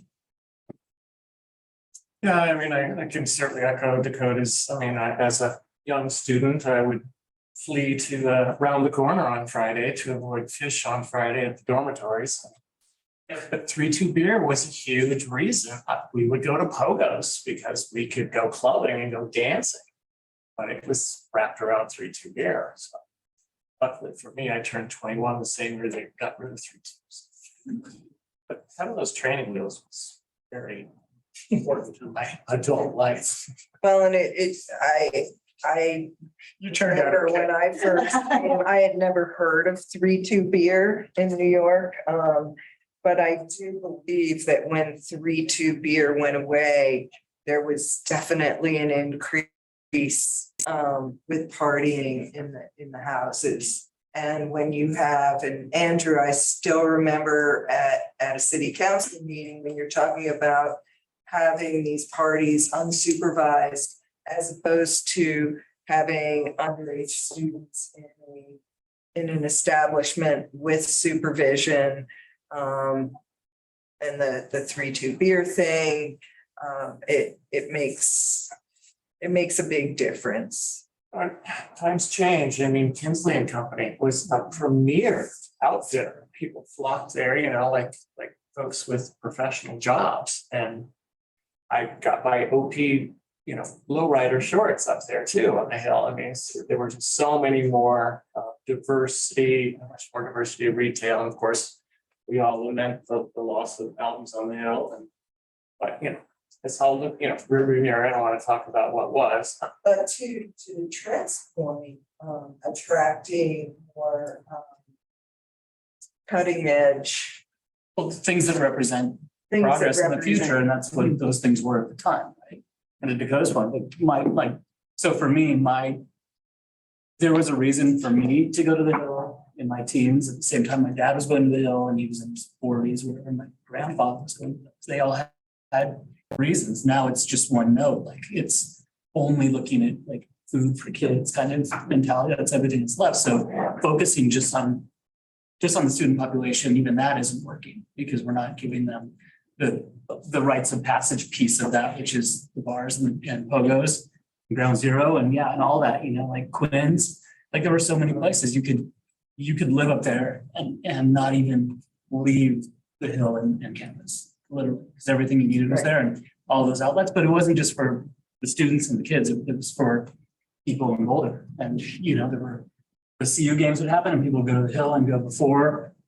Of course, there was tailgating, but there were things to do and there were events and there were city events and things would close down and families would go up there. It was a totally different situation. But I think to Dakota's point, there has to be a way to not just focus again on how do we separate students from their dollars, but how do we give people a chance to go there and enjoy that place, you know? I want to celebrate 303 boards. Yeah. It's a great job. They put on an amazing event the morning before Rosenberg's had their concert, and they had a young demographic. They had, you know, young families. Yeah, They did it's a great job. Parents go up there and buy things, yeah. And then there's that interesting consignment shop, but the after sale with really funky collectible sportswear and then memorabilia. Yeah, it's like, we don't have to go specifically to the past, but there are things that made the past successful. And what will make the district successful in the future? What have we learned? You know, when I heard you talking about, you know, really engaging cutting edge, future thinking tech, and then I think about the 14th Street lot and, you know, kind of that incubator space. And I'm not even sure that people are engaging with incubator spaces anymore, but, you know, Galvanized was a great business to have on the Hill. And then, all right, now I'm spacing the pajamas, this one suits that was up above. Yes. You know, will potentially the development of the 14th Street lot engage and create spaces for some of these smaller buildings or businesses to come in and develop? I don't know. Yeah, I mean, I think it's a lot. Everything's changed, so. But it's so a lot to rely drastically. on either the hotel or the lot to change any of this. Like, we have to look at it independently, Right. of those things, right? Yeah, And have to figure out, solve those issues, find those solutions, you know, not rely on this. Cause I'm worried with the hotel. I mean, like we talked about, there's no parking who's going to go in there from a retail perspective and expect to survive? You know, and to your point, if Rosenberg's can't survive in that space, will Dots be? I mean, it's just that there's. I mean, I It think was there like were maybe multiple factors Yeah. at play with the Rosenberg closure, but, you know, I do think that there are businesses that could go into that space and be successful. Oh, yeah. And there's districts who can look at other places where people have the same problems all over the world. Right? And there are places that, and again, there's a financial component, of course, to this, and that's where we need to figure out other ways to finance some of these things. But I can think of, I don't even know, 10, 15 things that you could put up there and literally change it overnight. Right? And not just from a student perspective, but from a young professional perspective, even from, you know, 22 to 35. I mean, there are people, there are retail things, there's drop culture, there's so much stuff. There's music and dancing and things like that that are smaller than the box, right? Right. That could be, make it really vibrant there. But again, it's like without the sort of investment base, it's just not gonna happen. So that's a Yeah, biggest challenge. next to the box. Oh, yeah. and Open up the Tulagi space again. Hey, there's not much water. We tried.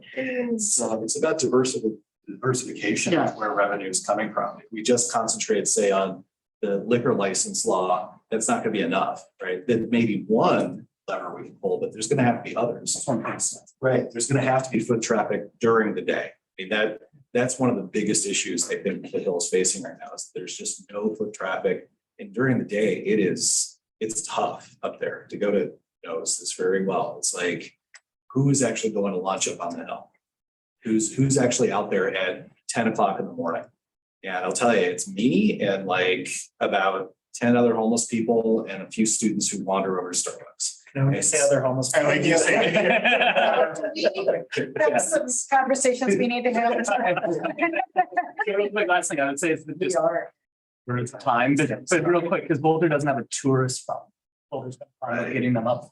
So what are those drops? What are the things that we can do to immediately make it different? Because that'll affect crime, right? I mean, the fact that this thing closes at 10 and becomes a ghost town up there makes it have a feeling of not lawlessness, but the domain of kids just running riot. Right? And the Fox is required to close to level 2, correct? No. Oh, you are.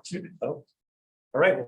We have our. But I would say to both of your points, it is really an ecosystem. I mean, you can't just drop one thing in. I mean, you asked if businesses were opening somewhere else.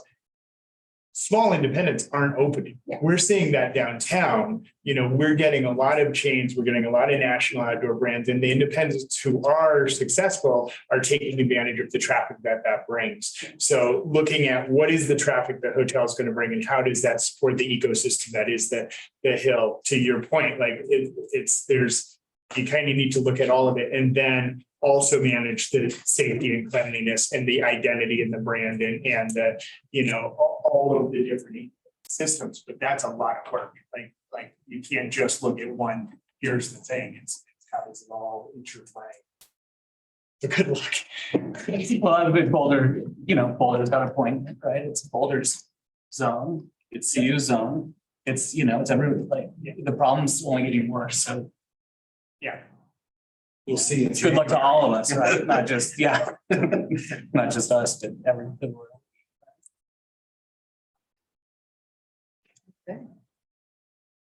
Thank you for coming, everyone. Yes, so thank you for the time for the formal retreat.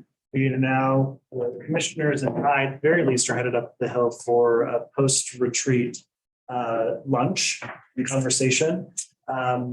Everyone here is welcome to join us in that. How much space do we have, Lisa? Do you know?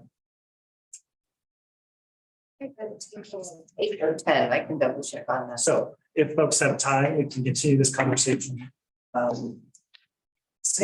Otherwise, we will be synthesizing this into our top priorities for the commission. It's Is it? Yeah. Thank you. Like that. Yeah. Let's do that right now. Oh, is that what? Yes. No, yeah, so with that order, it's. Police. That's what. E-bike. Yeah, we're trying to, which is. She saw me, I just. Especially just. On there. They, most of these. Yeah, no, totally, so are they? Well, it's. There's.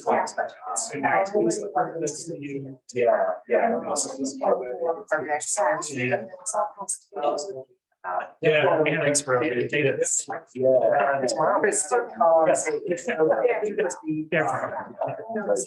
You know, at the top of the meeting.